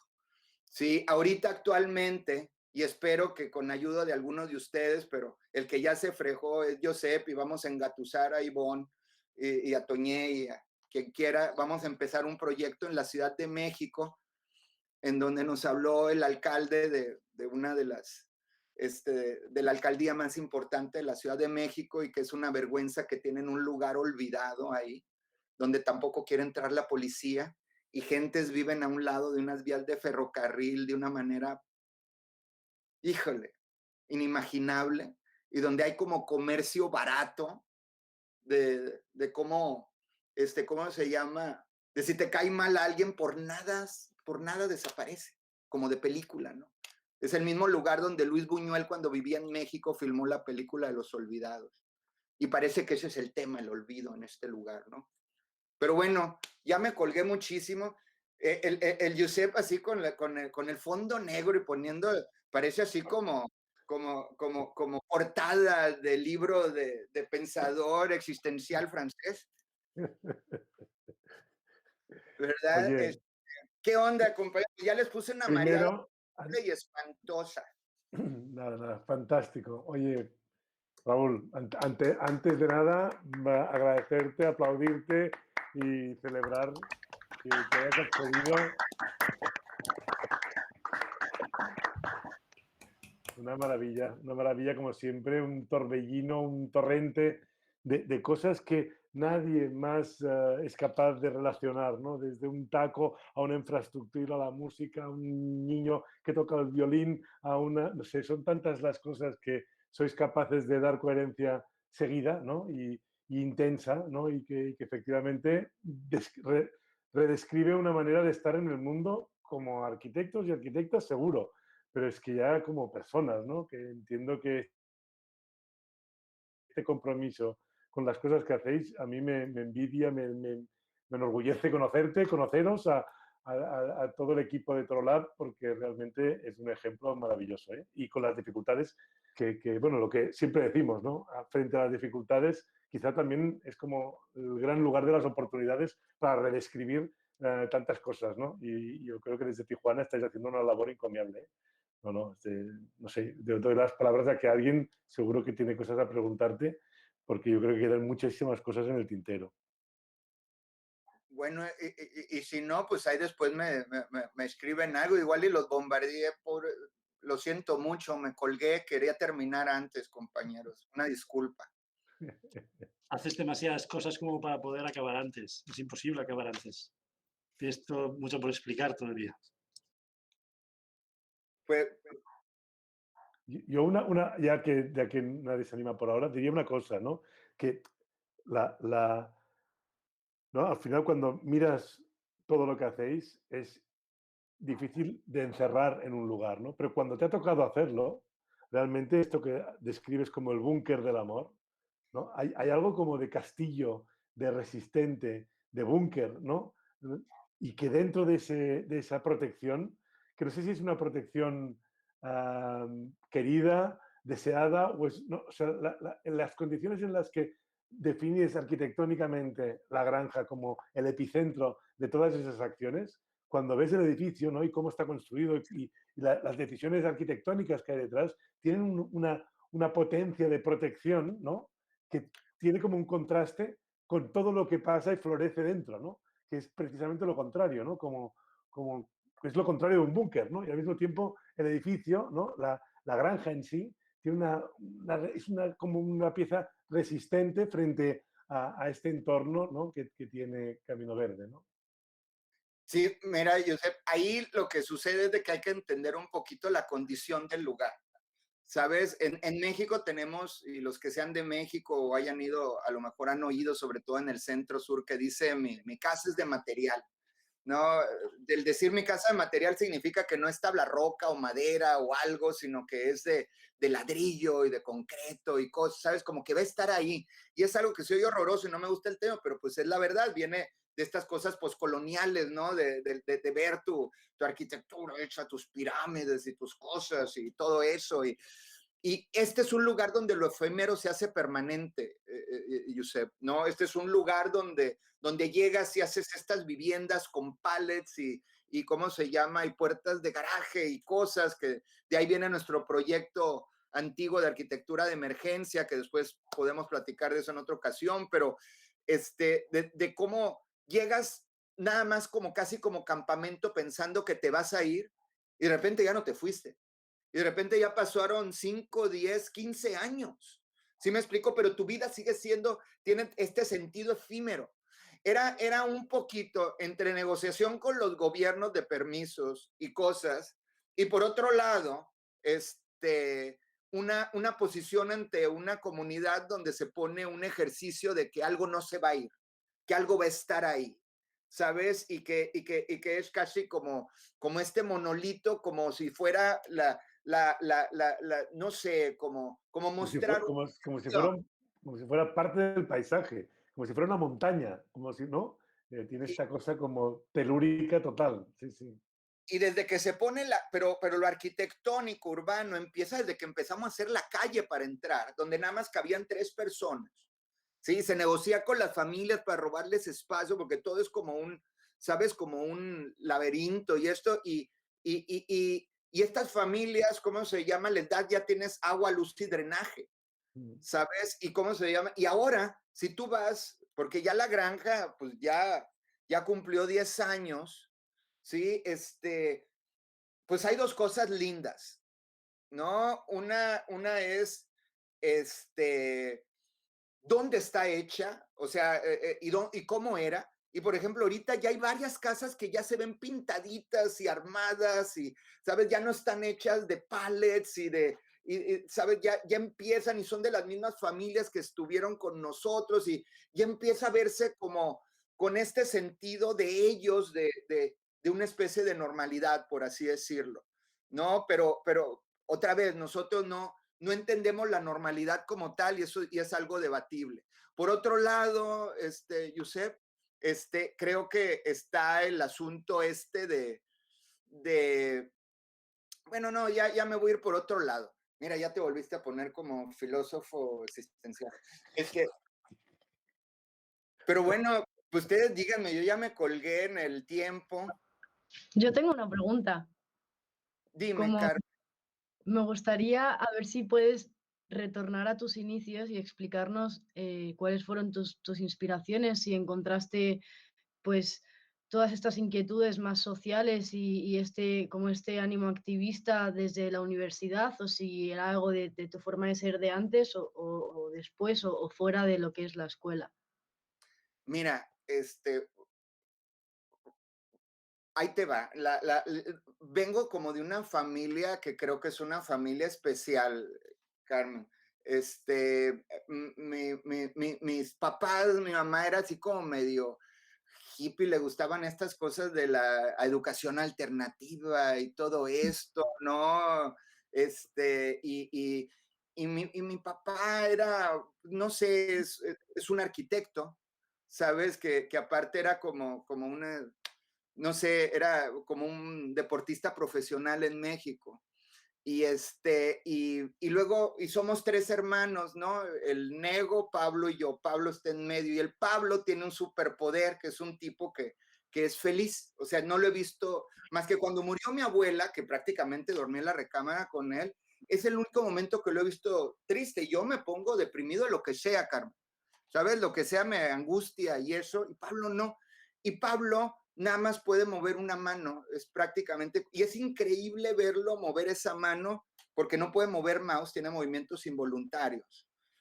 Pero fíjate que terminó la primaria a los 6 años en 2 y la secundaria en 8 meses. Y luego quiso entrar, pero con ayuda de mis papás y todo, y de todos, y quiso entrar a una preparatoria normal, a un bachiller. Y no nos los aceptaron por cómo se veía. Y pues estuvo bien duro, porque pues pensábamos que teníamos como un ángel en la casa, ¿no?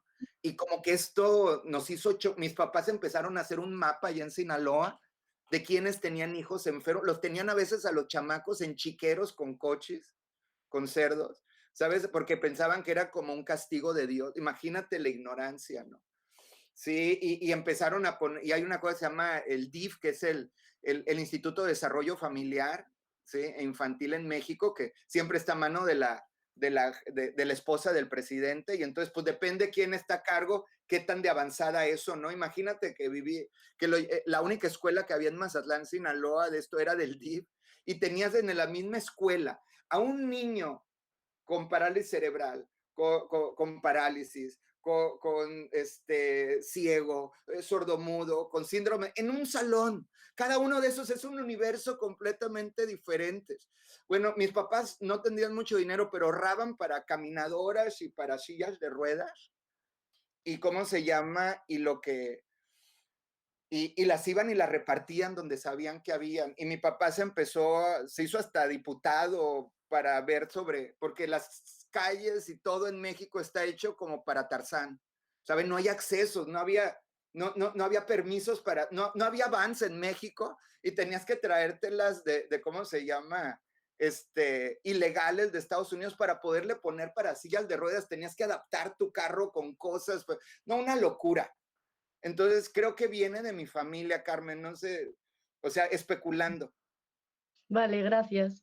Sí, tiene sentido. Luego hay una parte que has contado, porque ya no forma parte de la granja, pero no nos has contado de tu parte rockera, de portadas de discos de David Bowie y de tantas otras. Bueno, era un personaje antes de la granja, ¿no? ¿Tuviste también tu época farandulera, rockera? Ya que tenemos a Ivonne, que también es nuestro rockero personal, también que sepáis que este hombre... ¿Eh? Exacto. Nuestro rockero de cabecera también tiene un pasado que no sé cómo eso lo has conseguido. También me imagino que es la parte más artística, ¿no? Que durante una época te estuviste por los Estados Unidos siendo el rey de los rockeros, haciéndoles camisetas, ropa y portadas de discos y no sé cuántas cosas más.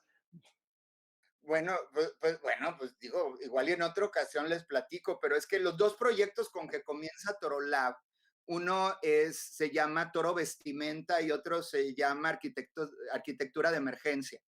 Y en Toro Vestimenta era una condición sobre la identidad de la frontera a partir de alguien que vive en México, y el resultado fue una marca de ropa.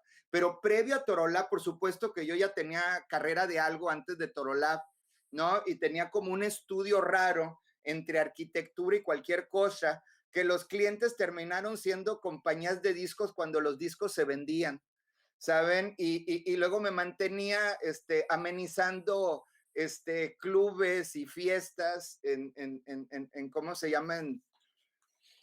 En otros países y en México, esto sí, como mezclando disquitos, compañeras, me tocó estar de Europa y eso y el otro, y ¿cómo se llama?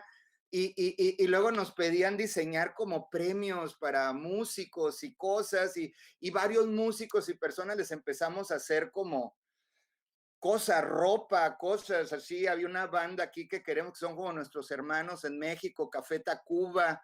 Hay una banda que nos quería mucho, que venía aquí a Tijuana a ver lo que hacíamos y las instalaciones y todo. Un señor ahora que ya falleció, Gustavo Cerati. Bueno, y hasta gente en Hollywood, como esta mujer, Bonham Carter, que se casó con, ¿cómo se llama? Con Tim Burton, usaba cosas de nosotros y eso. Y nuestro primer break pagado, pues no me van a creer muchos, pero sí fue una escultura que nos encargaron para el señor David Bowie. Y me tocó conocerlo y todo, ¿no? Y nos invitó a cosas y conciertos y tarugada y media. Y pues hay una historia, pero está largo, lo estoy reduciendo, no sé qué decirte, no sé qué quieres que diga, me da como pena esas cosas, pero sí es parte de nuestra vida. Inclusive somos parte de un movimiento sonoro, que en otra ocasión les pudiéramos poner sonidos de eso, que se llama Nortec. Pero ustedes busquen el colectivo Nortec, busquen Bostich, Fusible, no sé, Terrestre, Hiperboreal, hay uno ahorita que dejó de ser de Nortec y que ha tocado, que hace cosas y está viviendo allá en España, muy cerca de ustedes. ¿Cómo se llama la capital? ¿Cómo se llama acá? Girona. Está viviendo por Girona. Sí, ¿cómo se llama? Fernando. Él tiene un proyecto maravilloso, se llama Murkov. Murkov, búsquenlo, Murkov. No sé, vean el concierto de Murkov en Versalles o algo así. Y bueno, y de Gustavo Cerati, busquen sus cosas que tienen que ver de él personal.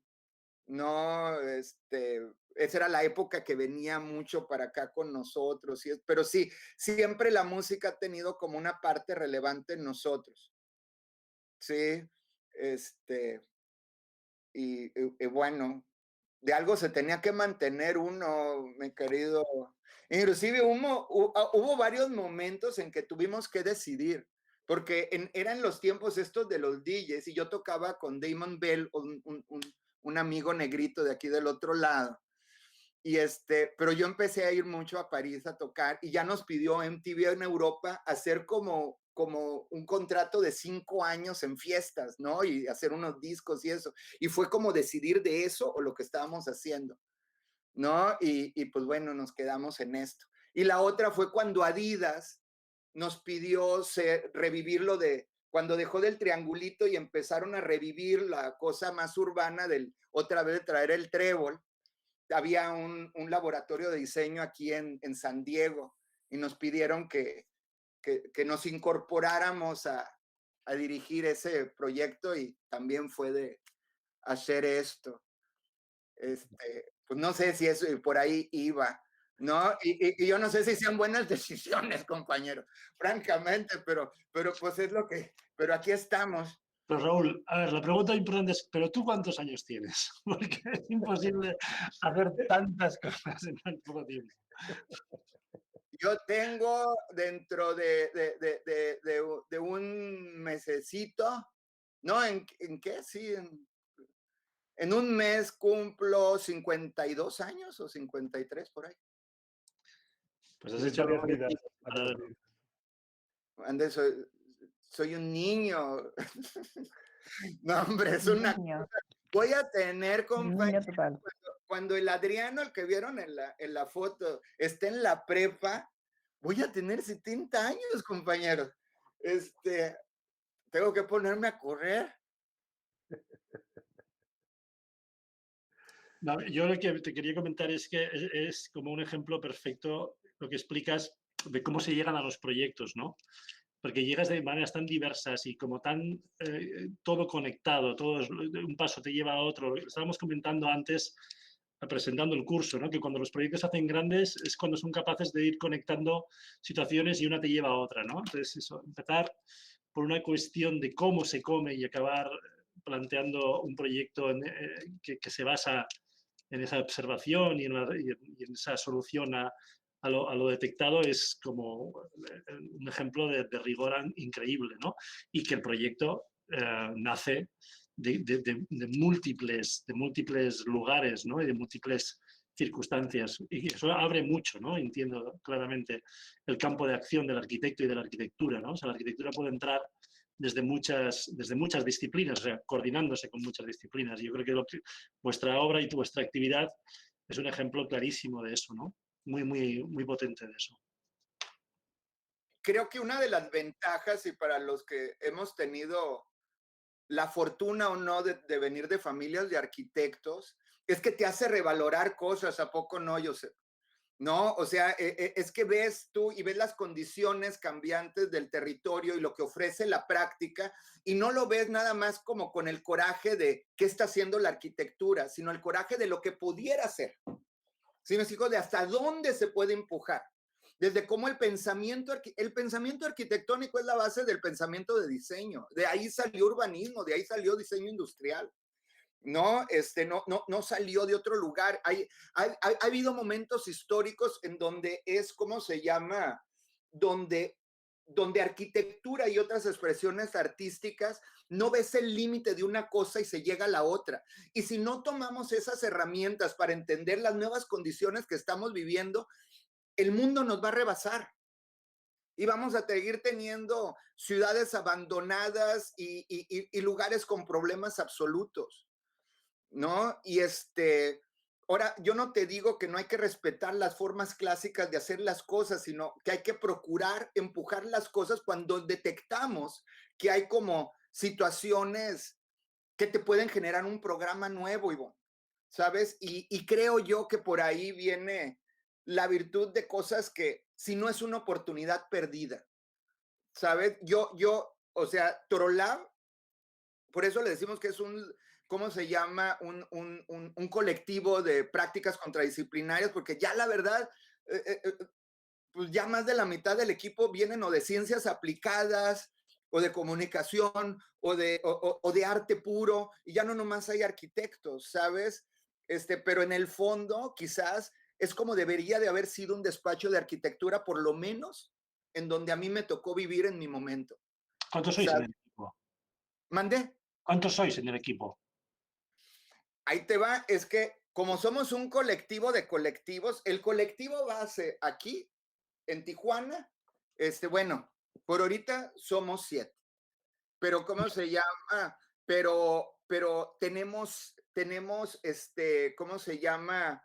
Sembradas semillas en diferentes lugares, conectados, ya sea, ¿sabes? O sea, hacemos como, no sé si la palabra sea células, pero pensémoslo así, como células en otros lugares, porque luego ya la palabra ya la tomaron los terroristas, pero pues bueno, y tenemos células en la Ciudad de México, en Sinaloa, en Puebla, en Los Ángeles, en Nueva York, en Filadelfia, en Viena, en Milán, en Lisboa, y por supuesto en Cataluña, ¿no? No nomás con ustedes, por supuesto, ¿sí? Josep ya quiso alguna vez tomar el poder de, ¿cómo se llama?, de Torolab públicamente, y ¿cómo se llama? Y la otra con otro compañero que conoce muy bien Josep, Ramón Parramón, ¿no? Y ¿cómo se llama? Identitat, ese colectivo con Gaspar Maza, ¿verdad? Pero sobre todo con Ramón y con ustedes, ¿no? También Y hacemos alianzas. Entonces somos un colectivo que genera colectivos. Ahorita el proyecto de la Ciudad de México, que de veras me gustaría que después lo platicamos porque tendrán que ver en este proyecto, ¿sí? Porque ahorita el proyecto de Tijuana, que también les va a tocar, es como un proyecto que tengo que terminar y luego continuar con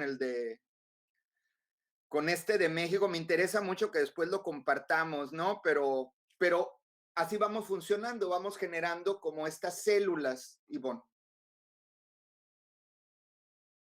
Sí, sí. Sí, es una autoría compartida. Todo es sumar, colaborar o no estorbar. Genial. Oye, pues súper, de verdad, un súper agradecimiento de que estés aquí con nosotros, apoyándonos y compartiendo todas estas maravillas. Y no sé, si no hay más preguntas, yo quizá nos hemos alargado un poquito, pero valía la pena. Ya sabes que estás permanentemente invitado y estaría muy bien hacer un día un retorno y que te explicasen todas las alumnas lo que hicieron en el primer cuatrimestre, pero si te dejas engañar una vez más en las correcciones que van a haber durante este segundo cuatrimestre, te vamos a ir invitando. Y si puedes sumarte en alguna de ellas, estaríamos más que encantados. Con todo gusto y con todo el corazón, ¿sí? Y lo mismo para ustedes, para el proyecto de Tijuana y de la Ciudad de México. Más les vale. ¿Sí? Gracias, Raúl. Un placer. Hola, Zaida. ¿Qué tal? No tengo cámara. No te preocupes. Qué gusto que estás ahí, pero te veo en foto. Un gusto escucharte. Súper interesante. Y cuando gusten ustedes ver otras cosas, les digo, ahorita nada más vimos 3 proyectos, pero como sabrán, hay como una cantidad en 25, bueno, ahora 26 años, hay como cualquier cantidad de proyectos. Sí, sí. ¿No? Bueno, pues muchísimas gracias y cuídense todos. ¿Qué, María? Igualmente, muchas gracias. Muchas gracias, Raúl. Gracias, Raúl. Gracias. Gracias. Gracias.